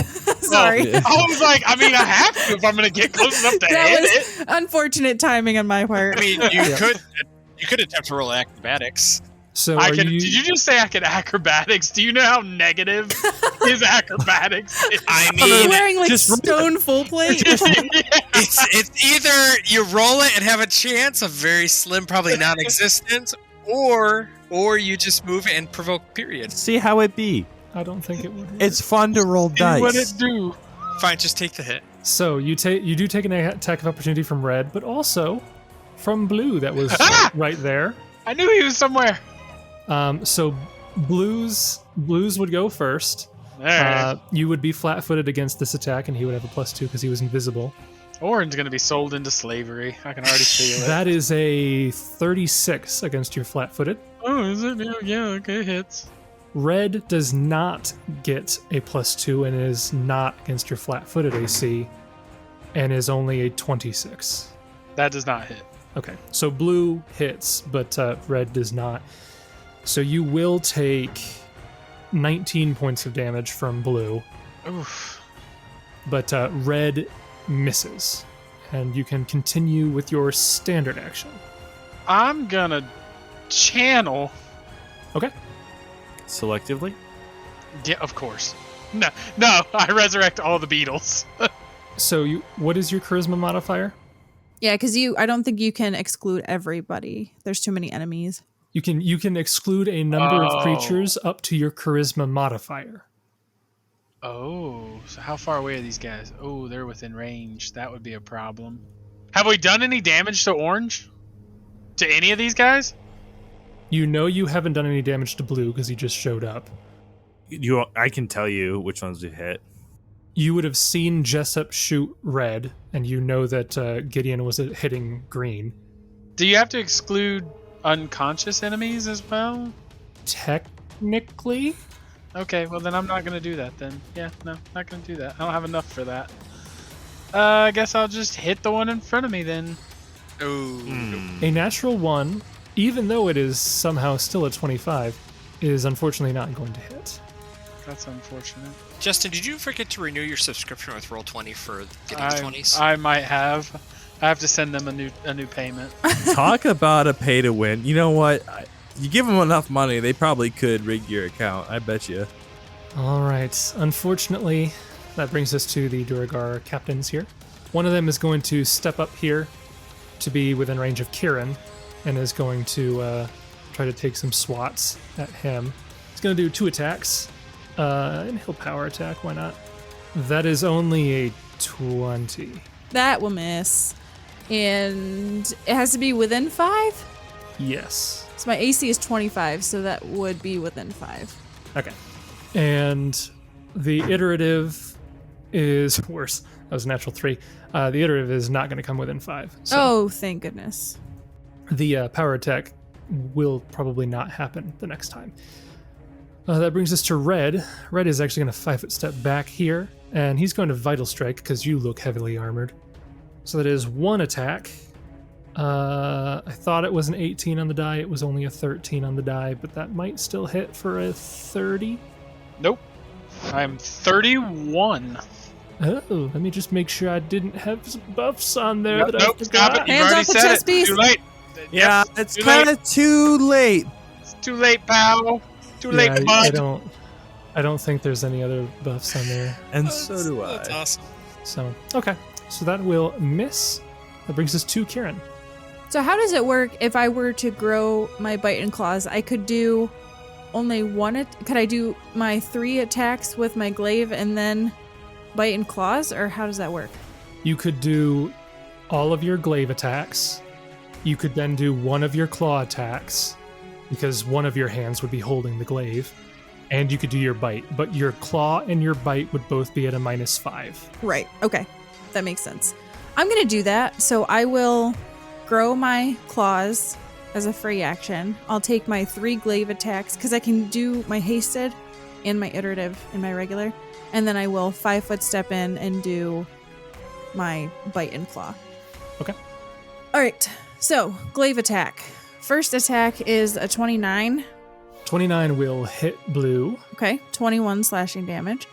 All right. Plus Jessup 6 makes it 6. 27.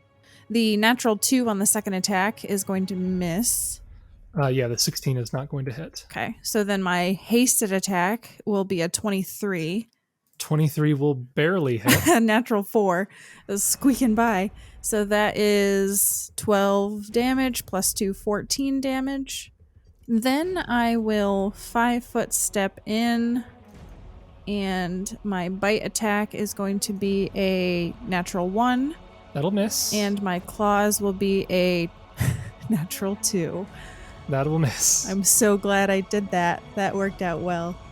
Still? So let's just recap. I rolled a natural 2, a natural 4, a natural 1, and a natural 2. It's only because you're cool, Sarah. Yeah. I forgot to also email Roll20 to re-up my premium subscription as well, so Yeah. I'll remember that for next session. You still did 41 points of damage. Not bad. I don't need your pity damage. Jessup did 8 of that. I want my chip damage in there. Ooh. Recognition, please. Yeah, add it to the stats. He might get most damage in the game. Look out. All right, that's my turn. Okay, that'll bring us to Gideon. Can I 5-foot step into bug guts?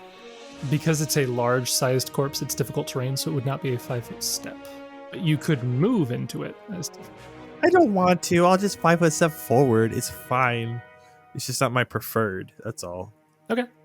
We'll full round attack this guy. Try to put him down. Okie doke. 34, 24, Both of those will hit. 26. That'll hit.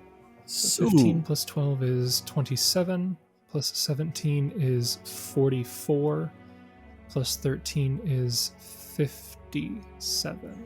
Just think, Sarah, you missed 2 and did 41. I hit with all 3 and barely made it to 50. All right. Some massive damage there. He is still up, but that was a lot of damage. That'll bring us to Orange. It's gonna move action, get there. That will provoke. Oh, yeah. Oh, yeah, I'll take that. Provoke him. 25. 25 will hit. Kill him. 7. Holy rocks, Batman. I have rolled so much max damage. All right. So a total of 18 points of damage. And it is going to do a vital strike on Jessup. Is he power attacking? Because Jessup will roll to convince him that he's also heavily armored. Yeah, no, he's gonna go for the whole Are you package sure? deal. I mean, okay. It's gonna do the package deal there. He shouldn't have done the package deal. Actually, I don't think it would have mattered. He rolled a natural 2. I don't think it would have mattered. Even if he hadn't have been power attacking, that would not have been a 20. Gonna miss with the natural 2. We're all rolling low. Okay, top of the next round. Kieran, that is going to be a 24 against your flat-footed AC. Well, that will hit because my flat-footed is a 22. Okay, so you have 3 images. So a 1 on a D4 will hit you. I rolled a 3 on the D4, so that's just an image. Oh, perfect. That brings us to Jessup. Jessup. Jessup, coming for me. Do something. Everybody's getting attacked by one of these guys. I don't know what. I don't care what. Just do something. Wow, Gideon's mean today. He needs his nap. Apparently, he needs his new level 12 abilities. He's cranky. I'm itching. I want him. I want him bad. You're like the kid before Christmas that they know they're getting gifts, but knows they're there but can't open them yet. Yeah, he last communed with Milani. She was like, "Oh, just so you know, you're getting some new divine powers." That's so. not what she said. We both know what she said. All right, Jessup is going to maintain performance and regret all of his decisions. He's going to 5-foot step back, and he will... And other things. She said other things, Nope, too. she only said unclear.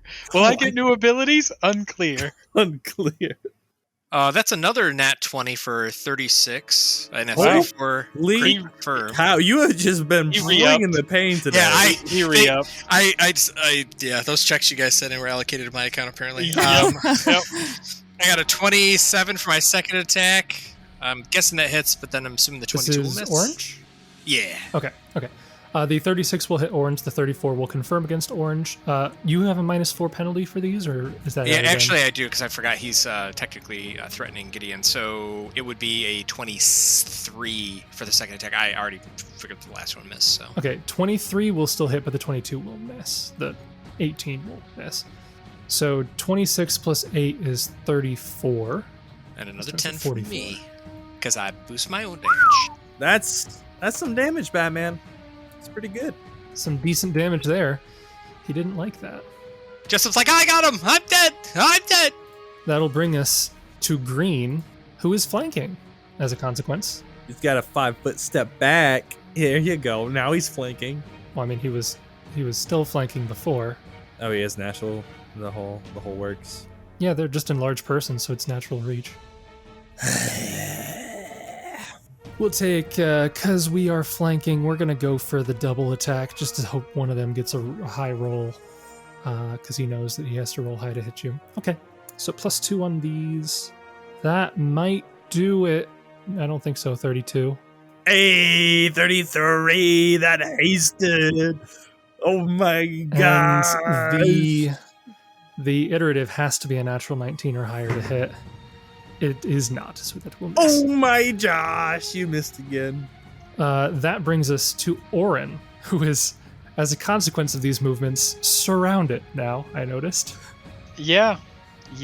In a sense, he's being flanked from 3 different angles. Right. In a sense, he's in a pickle, as one I'm in might say. trouble. He's gonna try to attack red and do some hits. Okay, so we're stepping up to red and doing some hits. Oh wow! Are you serious? Come on! The natural 1 is going to miss. The 24 will hit, though, and the 33 will hit. So that's 2 hits. Oh my gosh! So 15 plus 12 is 27, plus 8 is 35. Trash. It's trash. Try not rolling a 1. Seriously though, multiple ones. All right, some decent damage still, though. So that is your turn. That brings us to Blue, who's going to 5-foot step and do a full attack on Kieran with flanking. First attack, he power attacked last time and it didn't work out so great, so he's not going to do it this time. Okay. Which is good because he rolled super low again. 25. That's my AC, exactly. Nice. Flanking. Wait, how is she flanked? Because I can draw Oh, I a see, straight line I see. between 2 of them. Like, you don't get any more flanked than I am right She's now. flanked from 4 different squares. I thought that they were here. I thought that they were in this space here. Okay. Okay, so I'm going to roll a d6. 1 or a 2 hits you. I rolled a 6. So that's an image. Iterative attack. That is a 24 with flanking. That won't hit, but mine images are gone. Okay. That brings us to Red, who is going to 5-foot step back here to be flanking. And full attack, Oran. Yeah, one of these is going to be high. That's a 34. Yeah, that'll hit. And then his iterative has to be like I'm not going to bother with the iterative.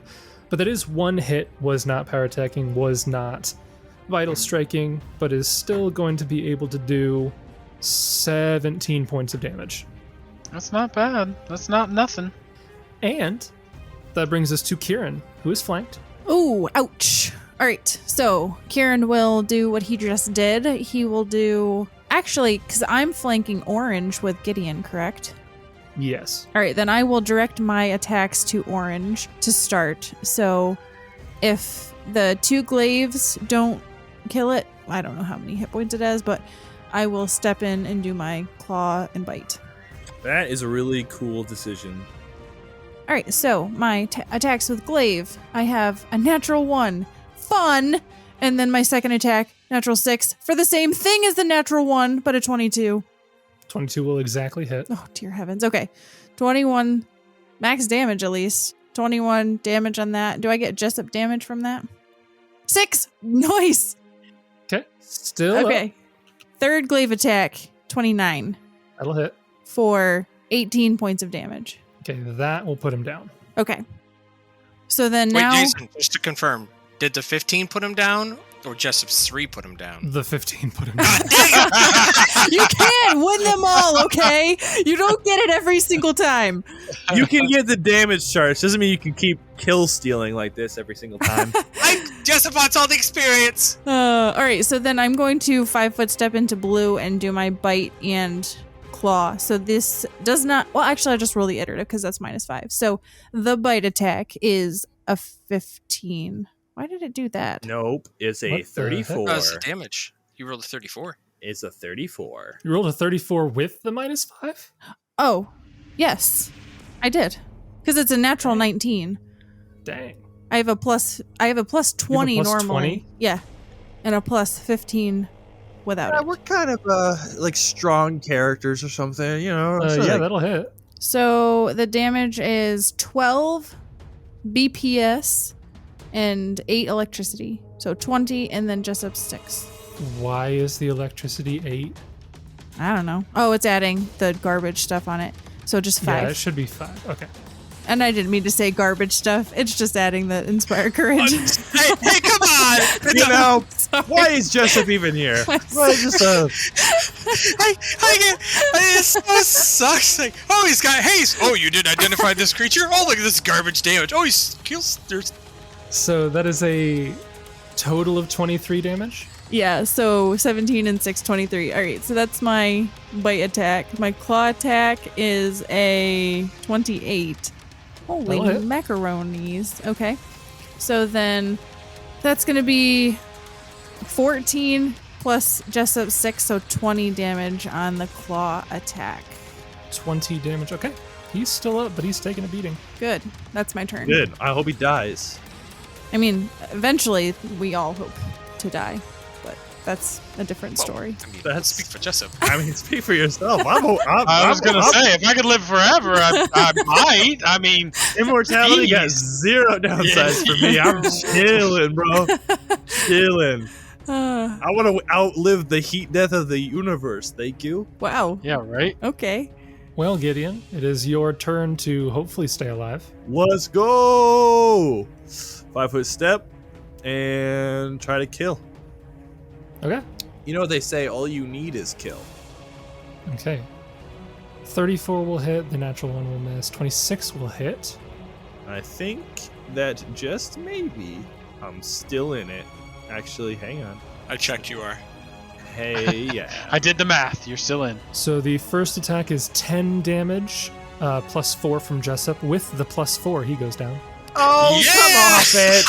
Come off it. Wow. You know, if I did have Wow. Deadly Juggernaut, I better get the kill credit for all of them, Jace. I'm going to be so mad. Because they all better be ticking. I want that DR, baby. Oh my gosh. Can't even use my move action, though. I mean, does it Good count when lord. it's my damage that's killing him, Gideon? I want to do something cool. I have a move equivalent action I can do. So I'm going to do something, man. Oh, Okay. that would have been a swift action, so I could have done that anyway. What a waste. You can drop your weapon and pull out a potion.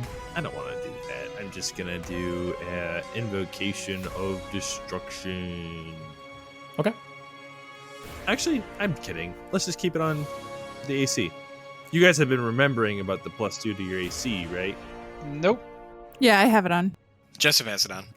Does it surprise you that I don't? No, not at all. Not It in would the have affected slightest. nothing, but yeah. Yeah, it would have affected. What's his face? The cool character, Kieran. Yeah, no, I've had it on, so I've been benefiting from that. I realized it was right on the line for you a couple of times, so I'll keep it on. Okay, that will bring us to the top of the next round with this guy down here. He could, and probably via the tactics, would use his Shadow Illusion spell to cast Shadow Conjuration, but I cannot express to you how much I don't want to read Shadow Conjuration right now. So I'm not going to do that. Why? It's such a really powerful spell. I don't like that spell. It is unfathomably stupid. Complicated. I am not going to summon creatures that are 20% real and then figure out what that means. Well, he's just going to shoot Kieran. Don't do that. He is going to roll a stealth check because he can hide in plain sight, but you have blind sense. How does that work? Can you still get sneak attacked if you have blind sense and not blind sight? I'm sure I can.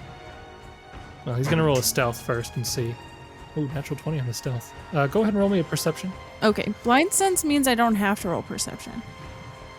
to know where they are, but if you can't see them, you could still be sneak attacked? I don't know. I'll just roll it. Why not? It's fine. 28 on perception. I don't know if that beats his stealth or not. It does not. Okay. So I guess I can be sneak attacked. So he will make a shot at you. However, he does not roll amazing. You are flat-footed, though, but that's only a 20. That will miss. My flat-footed is a 22. Okay. Well, the arrow continues by and hits Jessup. That's not how That's this works. Rude. Yep. Do I see the arrow coming, or am I flat-footed? Yes. Yes. Yes.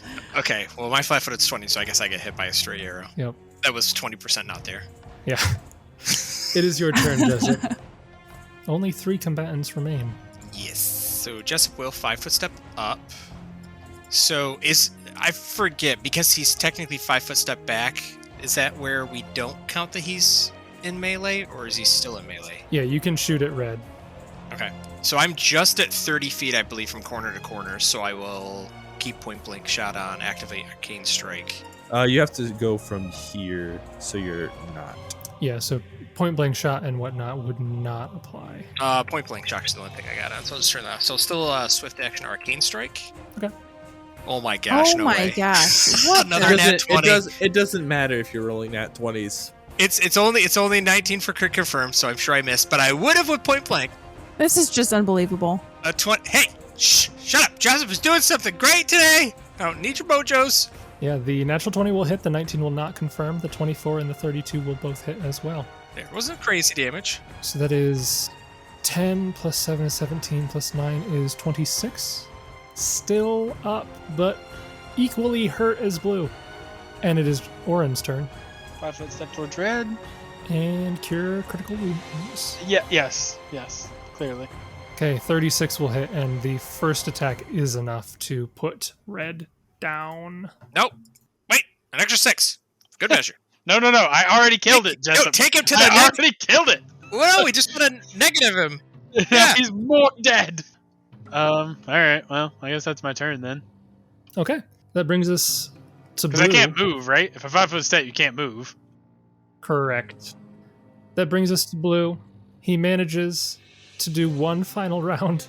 He's going to 5-foot step here and attack Jessup. No, I didn't do anything. Actually, no, you don't have any images left. Yeah, that's the He's going to attack Kieran. No! Stop that! He is, I'm going to say he's pretty desperate. He's going to power attack. I will tell you also, mechanically, that happens to be the right choice right now because you are just outside of range for the invocation. Cool. Great. Oh boy, and the first attack is natural 20, so the invocation wouldn't have mattered. Some of us don't even use the invocations. Even when they're in within range. Why play a character when you could just... Not. Yeah. That is only a 14 to confirm, Oh, thank goodness. but it does hit. The iterative... Ooh, the iterative is natural 19 Oh.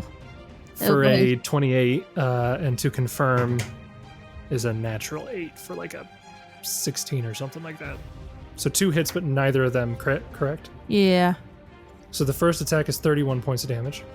Oh, nice. Second attack, 28 points of damage. Wowza. And it is your turn. Doing like 50 points of damage in one hit. Or 2 hits.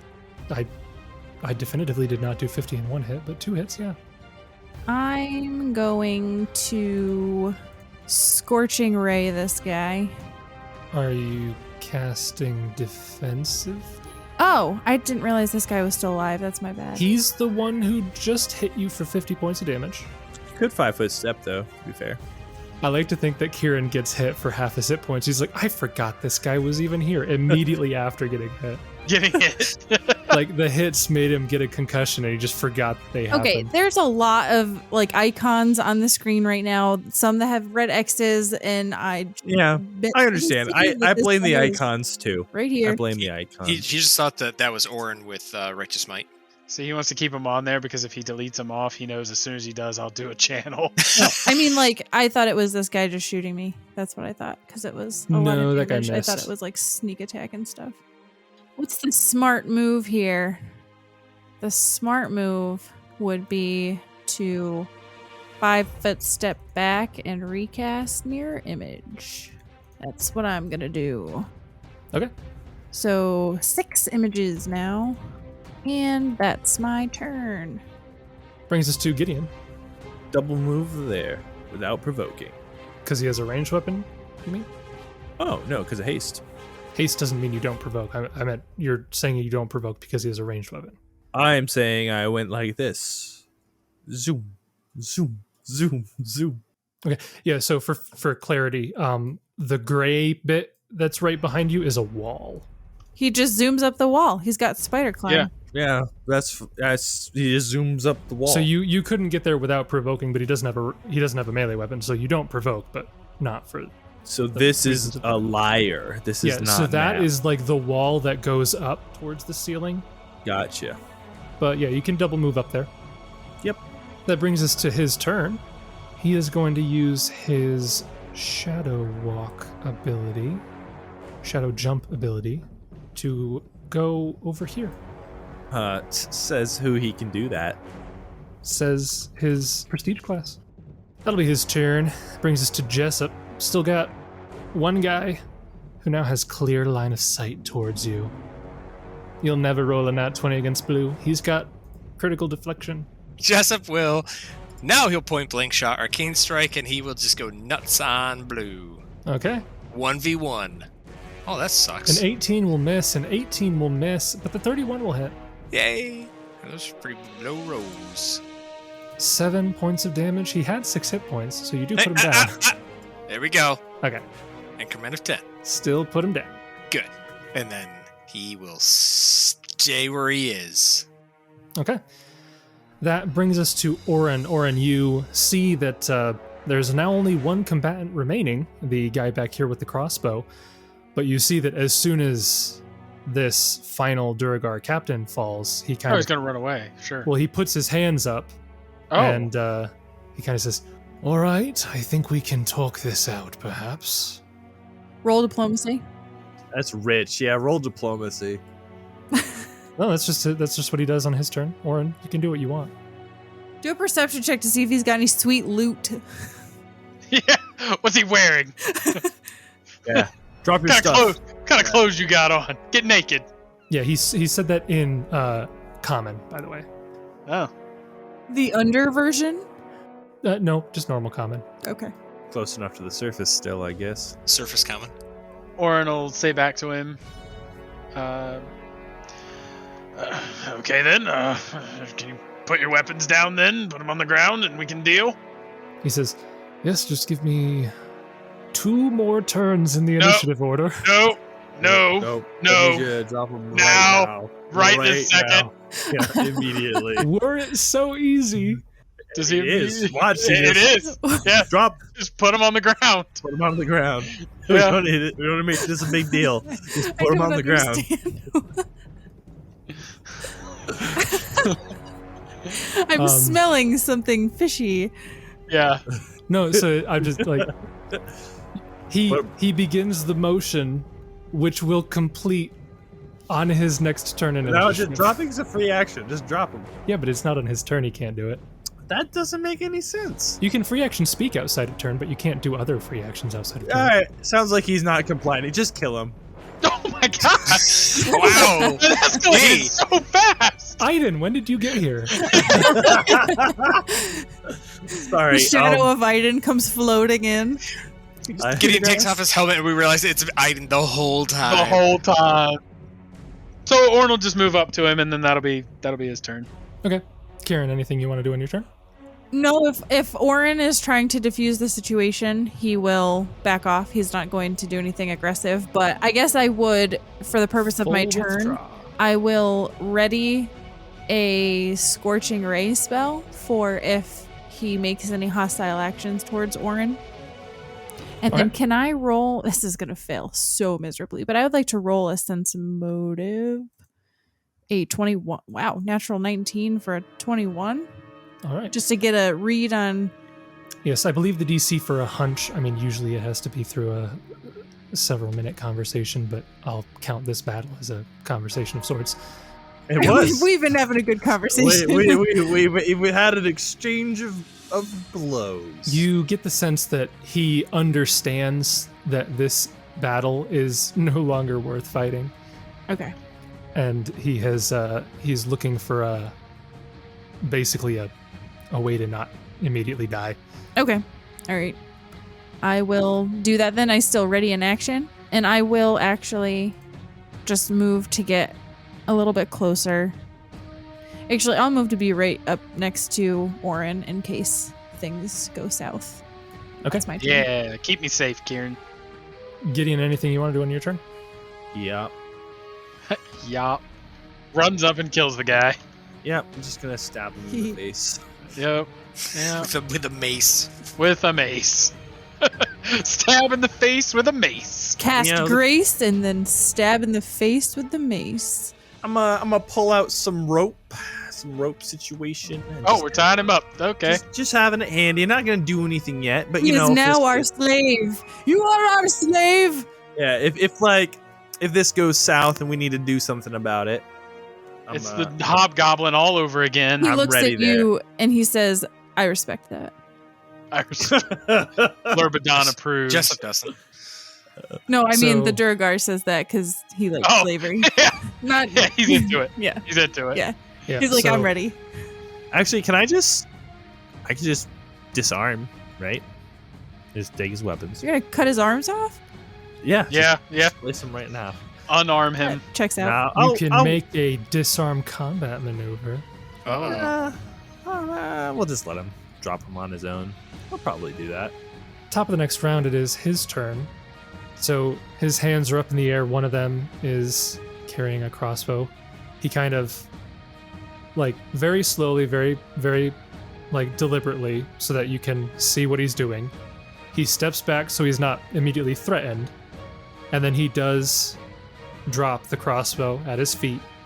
And he looks at you and says, "All right, we can talk this out. This didn't go entirely to plan. I'm sure you're upstanding travelers from the surface. I could help you. I know this highway pretty well. You could hire me as a guard, then we could just get along. How about that? How about this? If I'm with you, future patrols would not attack on sight. Saves you a lot of trouble. Unless you tell them to. Or if I told them to, yes. I wouldn't. What guarantee do we have? Because I would be right next to you and you'd probably kill me the moment I told them to. Can I get a sense of motive? Just a 5-foot step, full round action, so he can finish the combat. Oh, Okay. oh. So yeah, sense motive from Gideon, a 17. Yeah, Jessup would do the same as he kind of comes over now that combat's dissolved. I guess I'm probably left to my own devices with a roll like that. Yeah, you're not able to get like much of a hunch going on there. 38 from Jessup. Jessup, you get the sense that he's being genuine. You think that he's not terribly interested in fighting at this point, being the only one left alive.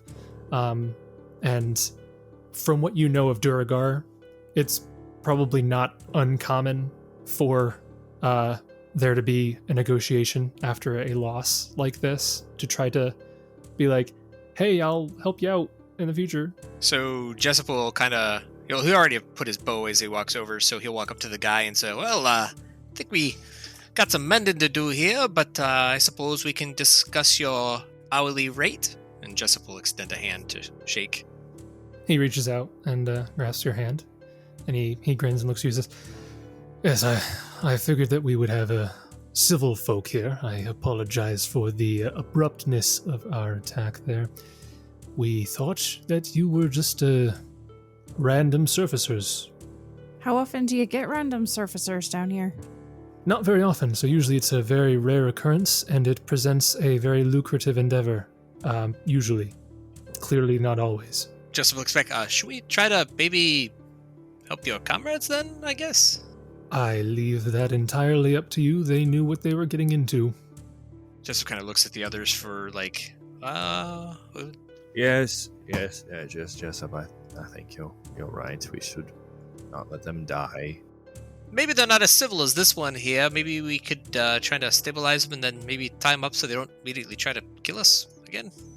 Gideon nods and will make efforts to do so. Yeah, so Jessup will kind of scurry over to the farthest one and try to do some heal checks, I guess. Okay, so if you guys look around at all of them, so the beetles are dead. I don't care about They beetles. bled out throughout the combat. I believe it was blue and orange that were just dead. I think green and red, since this conversation didn't go too long, are technically still savable. Gideon will cast Cure Light Wounds from the wand on this guy. Oh, yes. Kieran's down almost 100 hit points, but let's use the wand on the enemies. Oh, that's all right. It looks like Oran cast channel when I wasn't near. That's not a channel. That's not a channel. Yeah, he healed himself. Yeah. That's mine. I used a critical wounds. I'm not wasting healing spells on these guys. Kieran is indifferent. Kieran is not going to make any efforts to bring them up. Jessup will try to do a heal check on this guy here. Jason to see if he's alive or not. Okay, yeah, go ahead and do a heal check. 16. 16, that is enough to tell that he is alive, and I believe it's a DC 15 to stabilize. Yeah. I was really hoping I rolled really super low, so I felt good about trying, but then I would just walk away like, yeah, he's gone. Yeah. I guess Oran would be okay with stabilizing them, so he might just walk around and cast Stabilize on them. So, yeah, I guess, yeah, with that, he would have helped him up. So, yeah, this one's now stabilized and small. Yeah, so eventually the enlarged person would end, but you could stabilize both of them and heal them enough that, I mean, you could heal them enough to not be conscious, but that they would eventually come to consciousness. Jessup would drag the other one over here with his newfound strength. Okay. Is one extra ability point. Shh, you shut up! That one extra point of strength gave me crits. For reasons. For reasons. So this guy over here, he kind of, as this is going on, he looks to you guys and says, well, I suppose introductions are in order. My name is Phaendar Dirth. I was the former, I guess you could say, taskmaster of this particular patrol. We were making our way back from Fellstruck when we spotted you in the distance. And is it your policy to shoot first, ask questions later? Yeah, so you make it a habit to attack anyone who comes down from the surface? So it's not generally my policy to attack first, unless they're from the surface. As I said, generally speaking, people from the surface are easy pickings. Do easy pickings surface dwellers often? No, it's rare. It doesn't happen a whole lot, but when it does, they often don't put up that much of a fight, and they're worth quite a bit, so... Not overly keen on trying to be killed and then trying to make friends, but as it so happens, I feel that we are maybe in need of some assistance. I mean, he kind of looks at the others. Am I safe to make that assumption? I'm fine with this. I hate to say it, but I think you're right. I guess with that being said, we can get to the business talk. How far are you going on the highway? Or I guess I should say, where are you going? Are you making your way to Fellstruck or Hedgegrave or Downtown. He looks at Kieran and goes, oh, well, if you're talking about negotiations, you want to speak with that one over there. All right. What, you follow Amador? I thought that you'd be good at this stuff. Oh, I'm looking at the map and I don't know any of these words. Oh, okay, Jessica comes over to help with translation. So where are you headed? How long is your journey going to be? Well, we're... Okay, out of character. We know it's about how far to Kraggodan? You know that you will be traveling along the long road, Right. 130 miles. 130 miles? Yeah, it's going to take many days. Why did I think it was 75 miles? Is that just on the Because surface? it's as the crow flies. Okay. Yeah, if you were to travel on the surface, it would be 75 miles. But the long walk is not a direct road, so Right. it's much longer. Okay. All right. So Kieran will say, yeah, we're not going as far as Fellstruck, but we've got a long journey ahead of us. We're looking to put 120, 130 miles down on the long walk. All right. He pulls out an abacus. In the direction of Fellstruck, at least. We're not going all the way there, but probably about halfway. All right, so you're heading north then. I hope that I'm right. I don't really know. You're not. Fellstruck is the opposite direction. Oh, wait, Kieran. For some reason I thought we were going to... Oh, I'm so confused on the orientation of this map. Wait, hold on. Here's a 20 geography to help you just turn the map upside down. Yeah, so you're looking at the handout, yes? Yeah, where are we? So Fellstruck is... So you see... So take what I said, but replace it with Hagegraph? Yeah, so you're heading south. The forest right below Fellstruck is the north of the Fangwood, which is in Lastwall. The second section of that is Nirmathos's part of it. So And we're not going very far at all. We're literally going down to that next intersection, basically. Yeah, the actual section that you'll be going is very short because the map is so big. But yeah, so you're heading south. So you'd have known that. You could tell him that. Let's rewind. Yeah, we're actually heading about 120, 130 miles south towards Hagegraph, but obviously not quite there. That's quite a distance, but that's the direction we're heading in. All right. So given that, probably take 8 or 9 days. He's doing calculations on his abacus. Not to interrupt your math, but some things to calculate. We did expend a few spells, plus you made an attempt at our life, so certainly that should account for something. Oh, sure. I'm sure it will. 1 second, let me just finish these. So, given the distance you're going, 120 miles, I like to do this on a per mile basis. We're looking at about 7,500 gold. You're gonna have to take that down a little bit, my friend. That's not negotiable. Wait, how much gold do we have? We have like 60,000, don't we? Okay, Jessup. Oh, That was out of Jessup, character. I'm with sorry. that in mind. That's out of character. No. Money is not I the meant to point. say It's 20,000 it's the gold. No. principle of the matter is that's an exorbitant fee that. I feel like Jessup goes to speak and then like Gideon tackles him. Like, shut up for once. Unfortunately, my friend, I don't think you have much of a position to bargain with us. Sure, you'd be a great guide, but we weren't coming down here with the thought of having a guide in the first place. So we could just kill you here and go on our way. We're not exactly like tourists or sightseeing. Well, like I said, you're free to do that, but I know this place well. I could help you avoid combat with future patrols and perhaps negotiate them down from their own tolls. I don't know if you plan on attacking every single patrol that you come across. And I do know of a couple locations along the highway here that known hotspots that, well, my knowledge would help you avoid a couple missteps, we'll say. And nothing comes free. Can I do another sense motive on what he just said? Sure. 27. 27, you get the sense that he's being genuine. He knows the highway. He could probably... You get the sense he's not like going to be able to say that they won't charge you tolls at all, but they will probably not exorbitantly charge you, and that he probably does know of a couple places that are particularly known danger spots that he could warn you of. He says, if you have a counteroffer, I'll entertain it, but that's pretty much the going rate. Jessup will at least kind of relate to the group. Hey, I think at least what he's offering sounds like he's, bringing what he's saying to the table at least. Right, but you have to also take into the account that we don't trust you. And if we're traveling many days together, that's going to be nights that we're sleeping, and you could just take off with whatever you wanted. That's not a risk I'm willing to take, so that's going to factor into the cost. Well, I guess I don't know keenly how you surface dwellers do these sorts of things, but down here in the Empire, we write up contracts for these sorts of things, and we don't go back on our word. Do I know anything about, like, the alignment of a Durgar?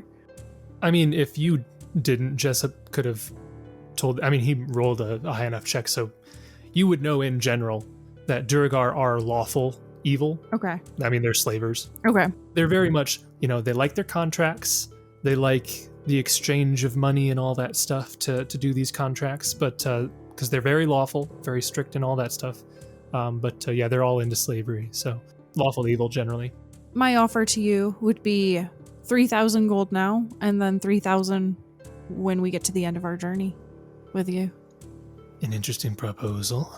Go ahead and roll me a diplomacy check if you'd like. Gideon would like to add in the loot from his surviving comrades, the bodies and all that. From his surviving comrades? Well, not just all of them, the dead ones, Oh. the living ones, just all that stuff. We Yeah, stabilized we'll those ones and then took all their Just gear. Take their clothes off. We will Yeah. take the loot of the dead people. You can take the loot of the living people. all the valuables, basically. Okay, so diplomacy is a natural 4 for a 16. Okay. Cool. Can Gideon roll to aid? You can, but it's not going to matter. I do aid. He kind of looks at you and he kind of it's an interesting proposal, but I'm going to have to decline. However, I will counter 7,500 gold pieces payment up front. But how about this? I'll let you take the loot from my allies. You don't have to throw that into the bargain. There's probably more than 75,000 gold worth of stuff over there anyways. so it's not like- 75,000 gold. Kieran reaches his hand out to 7,500, his hand. Sorry, I carried I didn't mean the abacus. I carried the wrong number there. You said what you said, my friend. That's a 7,500 gold between them. If I were to remember you correctly, you did say that down here you were all character and virtuous as far as your word goes, and you did say 75,000. So I think. I mean, if you find 75,000 gold across them, by all means. He would have killed him himself. Probably would have. Well, Jessup will kind of look at the group and, I'm not really good at this and don't really prefer your idealization of slavery, but we got a task at hand that we definitely could use your help. He looks at the group. He could just take it out of my share. He will outstretch a hand to that guy. Now, just promise me, give me a word. We'll be friends. And even when it's over, and you have your money and we're at a destination, you won't double-cross us. I guess unless we give you reason to. Fair enough? Yeah, he takes your hand. He says, "By Droskar, I say, as long as you don't double-cross me, I won't triple-cross you." Uh-oh, he said the words. Cover Oran's ears. Cover the ears. Oran, you didn't hear anything. What? Good. 34 for diplomacy. I mean, not that it matters. More flavored diplomacy from that kind of interaction. Surely, living in the dark or exploring the Darklands, I'm pretty sure Oran is somewhat callous to the fact that everyone down here worships Droskar if they're a dark dwarf. I mean, let's be real. We did a deal with the cougar and the cat, so. Basically, if you agree to pay him 7,500 gold, he will. I mean, if you want, he'll even write up an actual contract. Jessup will force him in the rituals of the Duergar. Yep. So he'll write up a contract saying that you'll pay him 7,500 gold right now, and then he will guide you the rest of the way of your journey on the long road as a guide and guard sort of thing, intervening when necessary on patrols or danger spots, and that he will acquiesce the loot that his companions carried. Can I roll knowledge religion to determine if those that worship Droskar are likely to write in silly legal loopholes like the Church of Asmodeus? Go ahead and roll. Well, Jessup rolled. I rolled a 31 linguistics to read through the contract to make sure there wasn't anything squirrely in there. Plus, I'm wearing the goggles. Make sure he's not forging anything.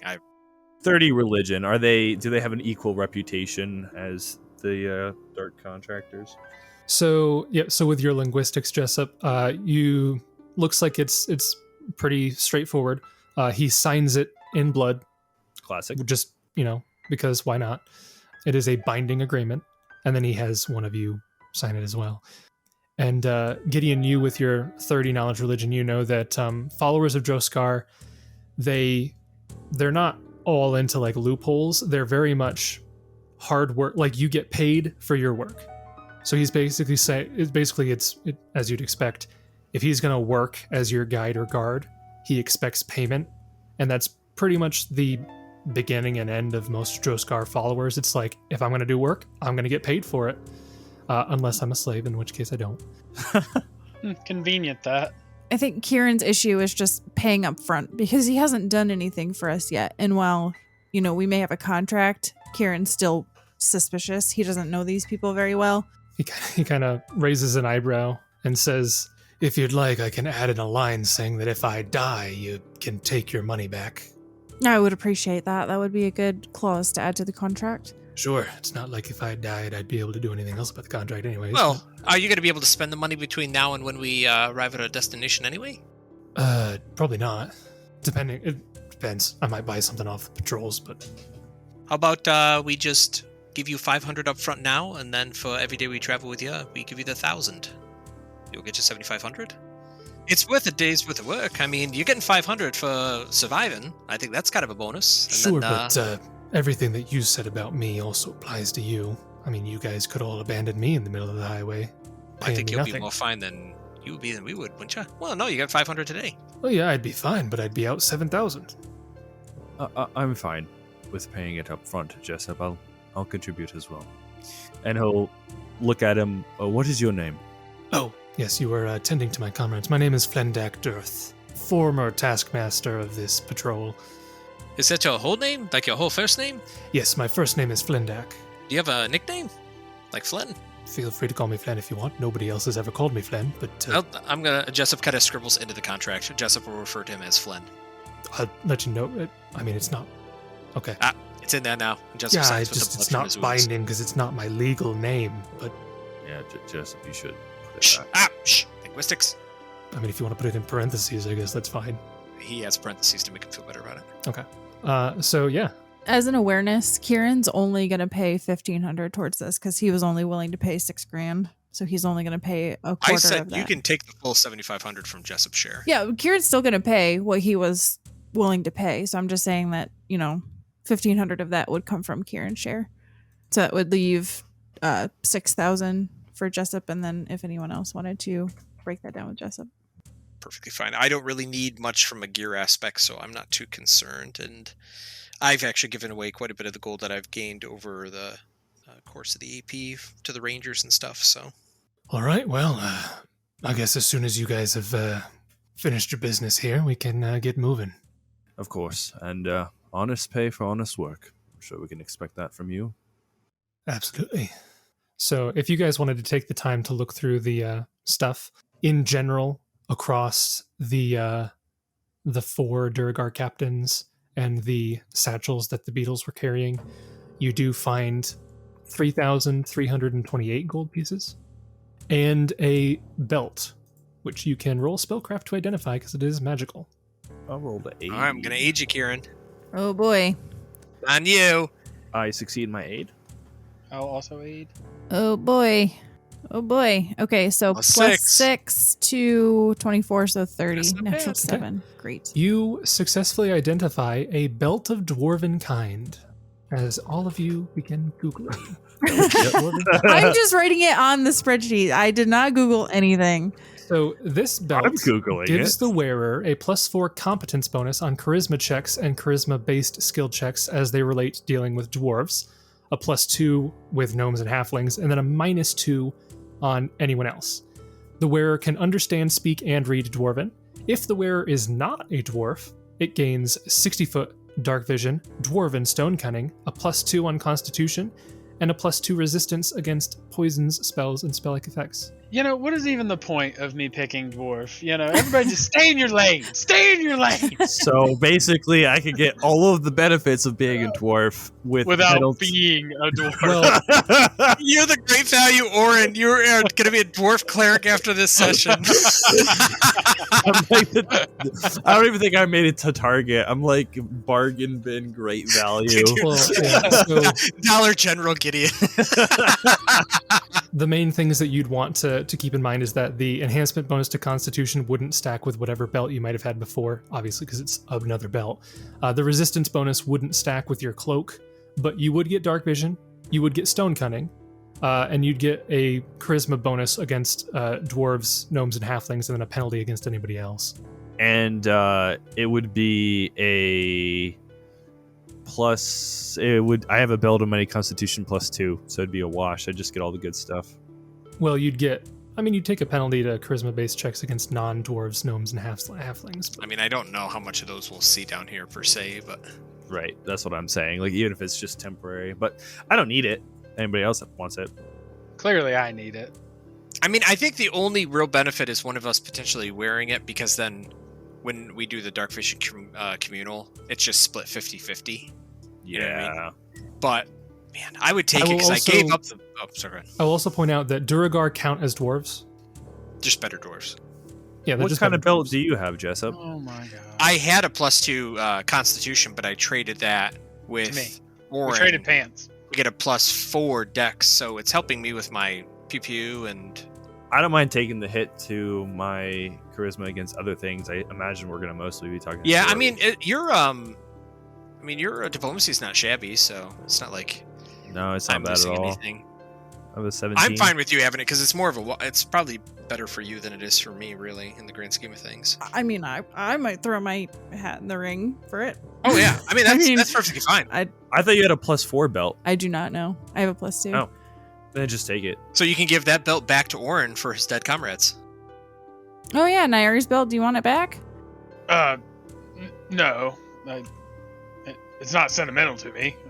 All right, he'll just toss it in the dirt. Oh, good lord. I mean, throws it away. it's clearly worth quite a bit, but okay. Phaendar looks over and he's like, I'm just kidding. are you gonna, No.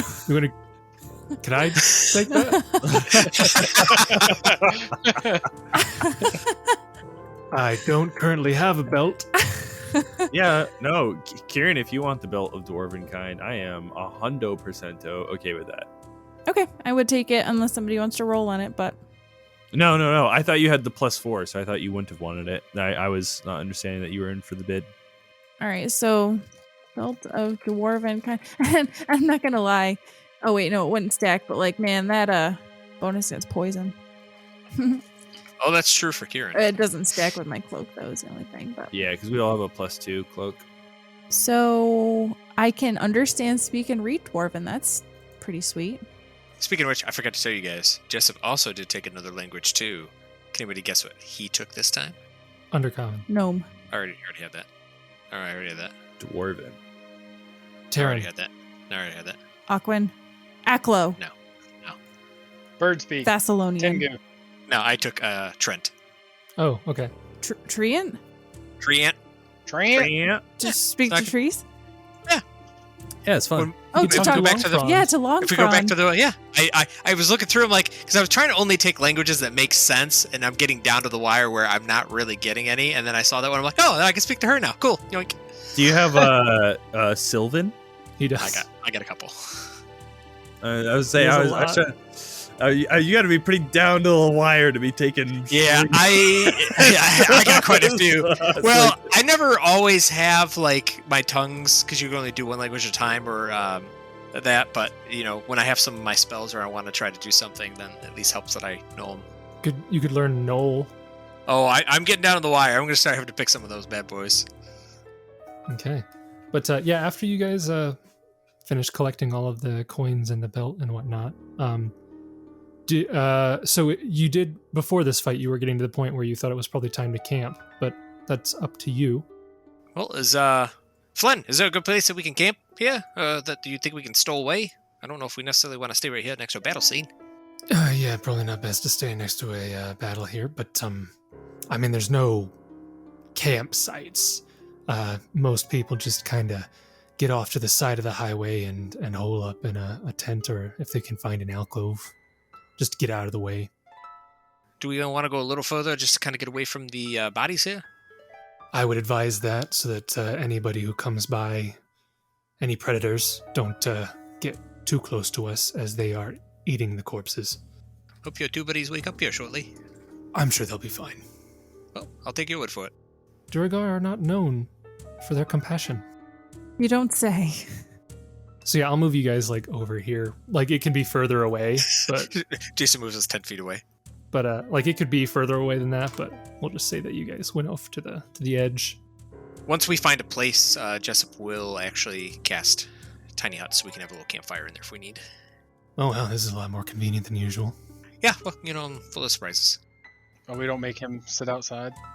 What? No, why? I trust him. We got a contract right here. It's written in blood. And parentheses. It has been a really long day. How do you keep track of time down here? It kind of just goes by. No, it does not go by sundial. There are like mushrooms that glow at different hours. Is it like when you get tired, you're like, this is time to go to bed, and then when you wake up, it's just time to start your day? And when you get hungry, you eat, and... That's just how life works, isn't it? You work until you're tired. I mean, not necessarily. Sometimes you have to work past when you're tired. Well, yeah, if you can do that, then you do that. All the I time? mean, it's not like you stop working and you're not. I mean, if you can do it, Oh, no. you gotta work. You always have to have your day of rest, though. I don't know what that is. What are you talking about? You can work for 6 days a week, and then you've got on Sunday, that's your day of rest. Why would you waste an entire day like that? Because you reset your faculties, you rest your body and your mind. I don't understand why you'd need rest.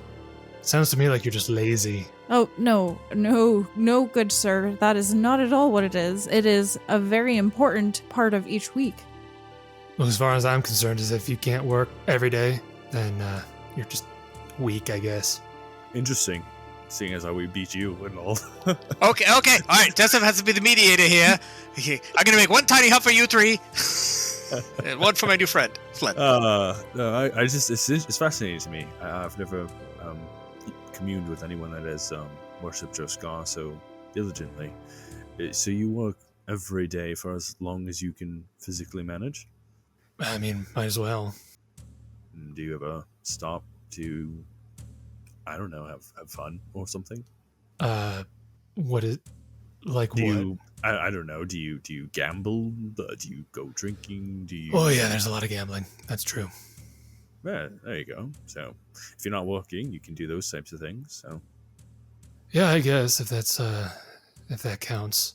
I would certainly say that counts. Most people gamble as a form of work to get something, like trading slaves. But you know, I don't know if I'd call that work, though. When I think of work, I think of something more, I don't know, usually physical. I guess I associate work with business, and gambling is a sort of form of business, so I tend to think of it the same way. But I see what you're saying. a very risky business, to be fair. Yeah, there's been many a Duragar who got himself in a bad spot. One of the guys you killed actually was wildly in debt. I guess he doesn't have to worry about that now, does he? Yeah, no, don't. Or unless he was one of the two alive ones, I guess he's in real big trouble.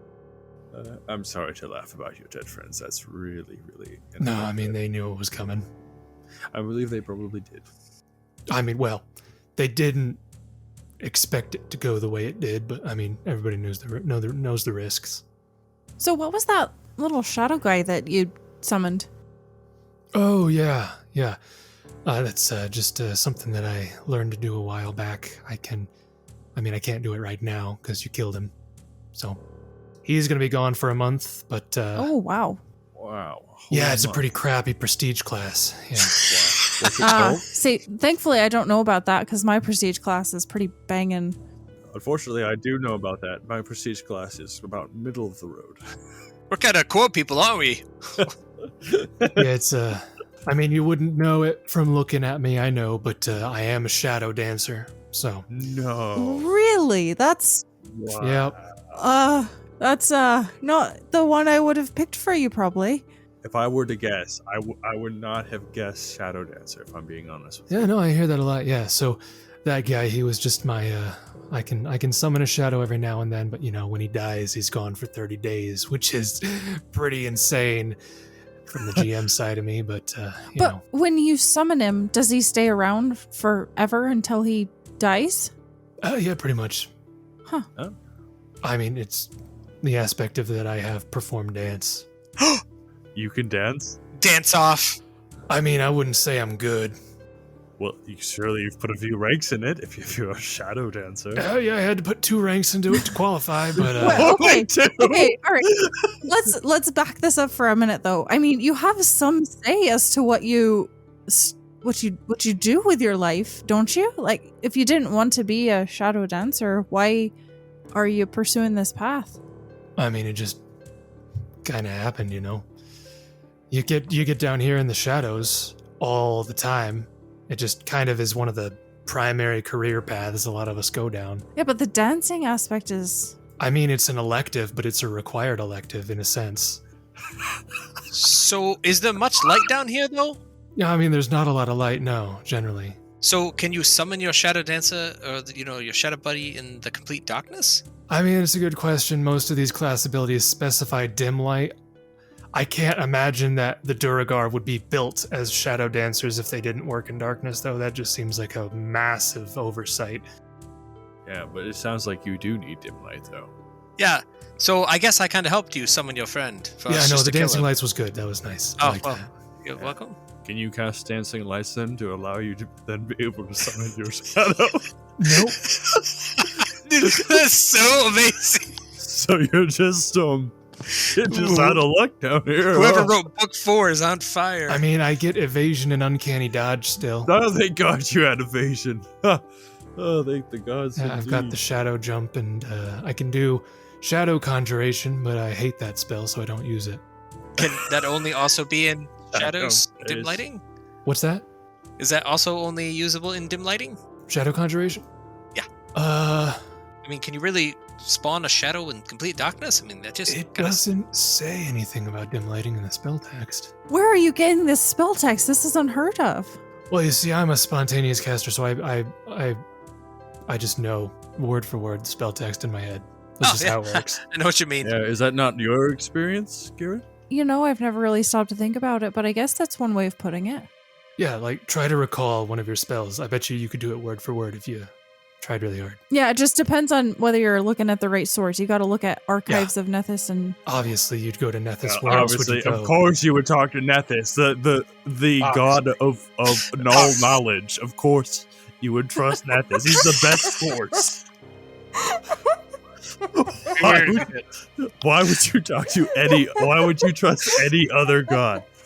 It's really confusing, Kieran. That's rudimentary. Yeah, so I guess we do things differently down here. I just No, I assumed know Nethys. Okay, I understand. I mean, I assumed the pantheon. god of magic was the one that you were going I, to. don't get me wrong. I venerate Milani, but I understand Nethys' role in archiving the magic spells.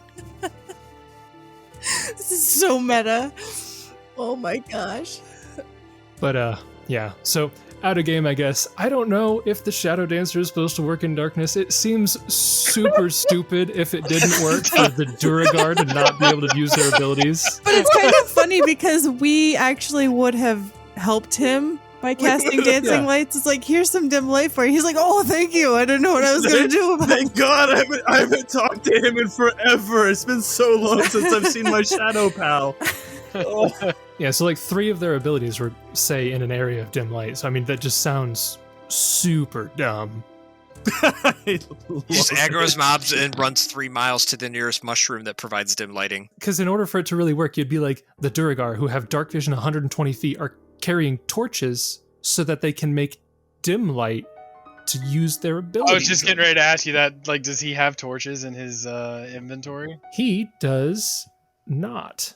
Oh. Alright, well, that makes 0 sense. He has Masterwork Thieves tools. Wow. That's crazy bad. I love it. I mean, I don't know. It just seems weird. But the Duragar Taskmaster is like a generic Duragar creature. Meta conversation aside, I am going to get some sleep. For whatever bit of conversation we were able to entertain was surprisingly pleasant. Hopefully the rest of our journey is the same. Kieran will volunteer to do first watch for the night. Oran will take a watch. I'll wake up in the equivalent of the morning. I'll wake up early and take last watch. We should just cast that one wand on the Durgar guy and just make him stay up all night while we do Yes, watches. that's a great idea. Yes, Yeah, well, keep- none of us stay awake. No, Yeah, no. Well, we stay Swimmingly. just so that One everyone. of us. Okay. I am fine as a guide to do that if you have a spell that allows me to do that. Dude, I'm gonna make this dude insane after 10 days of no sleep. No. Why don't you go to sleep? All right, there you go, my friend. Keep watch, and Jessup's gonna sleep the whole night then. No watches for Jessup. Well, he's not doing a watch by himself. I mean, my perception is a plus 16, so... He's not going to do a watch on Oh, I himself. trust him. We have a contract in blood. Oh boy. All right, Jessup, we'll talk about that. You know, I've heard it's a thing with some of the older people that they can get scammed out of things, so we'll have a conversation about that. I'm not really sure. You're What a you talking little about? too trusting, Jessup. You could just say he worships Droskar. I'm just saying that I only met you, and we welcomed you with open arms, and you were running around in the nude with a spear trying to kill mutated deer. Not canon. It was canon. No. You ran around for 13 hours picking berries, and I am letting the you try to nude. save my life. I did pick berries. That's In the true. nude. Just save people's lives. In the What are you nude. gonna do? I was not nude. There was no. I mean, No, when I met single time. Kieran and my nephew, I was hiding in a body or a pile of corpses for days on end. I'm not gonna lie, Jessup. If I met you and you were in a pile of bodies, I don't think I'd be immediately trusting of you. I'm being just really honest with you, Jessup. I am very convincing. That may be so, but See? So we all have we have to lower I expectations. need to back up a bit. You slept in a pile of bodies? Well, it wasn't on purpose. I was ambushed, and they had an encampment of the Ironfang Legion near me, and I couldn't try to just get up and walk away, so I just had to wait for the right opportune moment. I don't, sleep with my dwarven friends with no pants and then in corpses. It's just weird. Speaking of the Legion, I have a question for you. And he looks to the what are they? Droskar is what they call it? Not Droskar, that's the guy. Durgar? Yeah, I am not Droskar. You'd be in way more trouble if that were the case. How often do you hear surface news down here? Is it the same as us? You don't hear much of what goes on? Yeah, almost never. Like, you guys are the first surface dwellers that I've seen in like a year. So you haven't heard anything about hobgoblins or anything like that? Yeah, I really couldn't care any less than I do. All right, fair enough. I was just curious, at different places, sometimes word travels differently. Yep. Nope. I'm not going to lie, I find your pragmatism surprisingly refreshing. Yeah, I know. It's must be very unpragmatic up on the surface, I guess. Well, people aren't always what they seem. That's all. Anyhows, good night to you all for real this time. And I go to bed. Okay. You all go to bed, taking your watches however you'd like to. And I think that is where we will end this session for this week.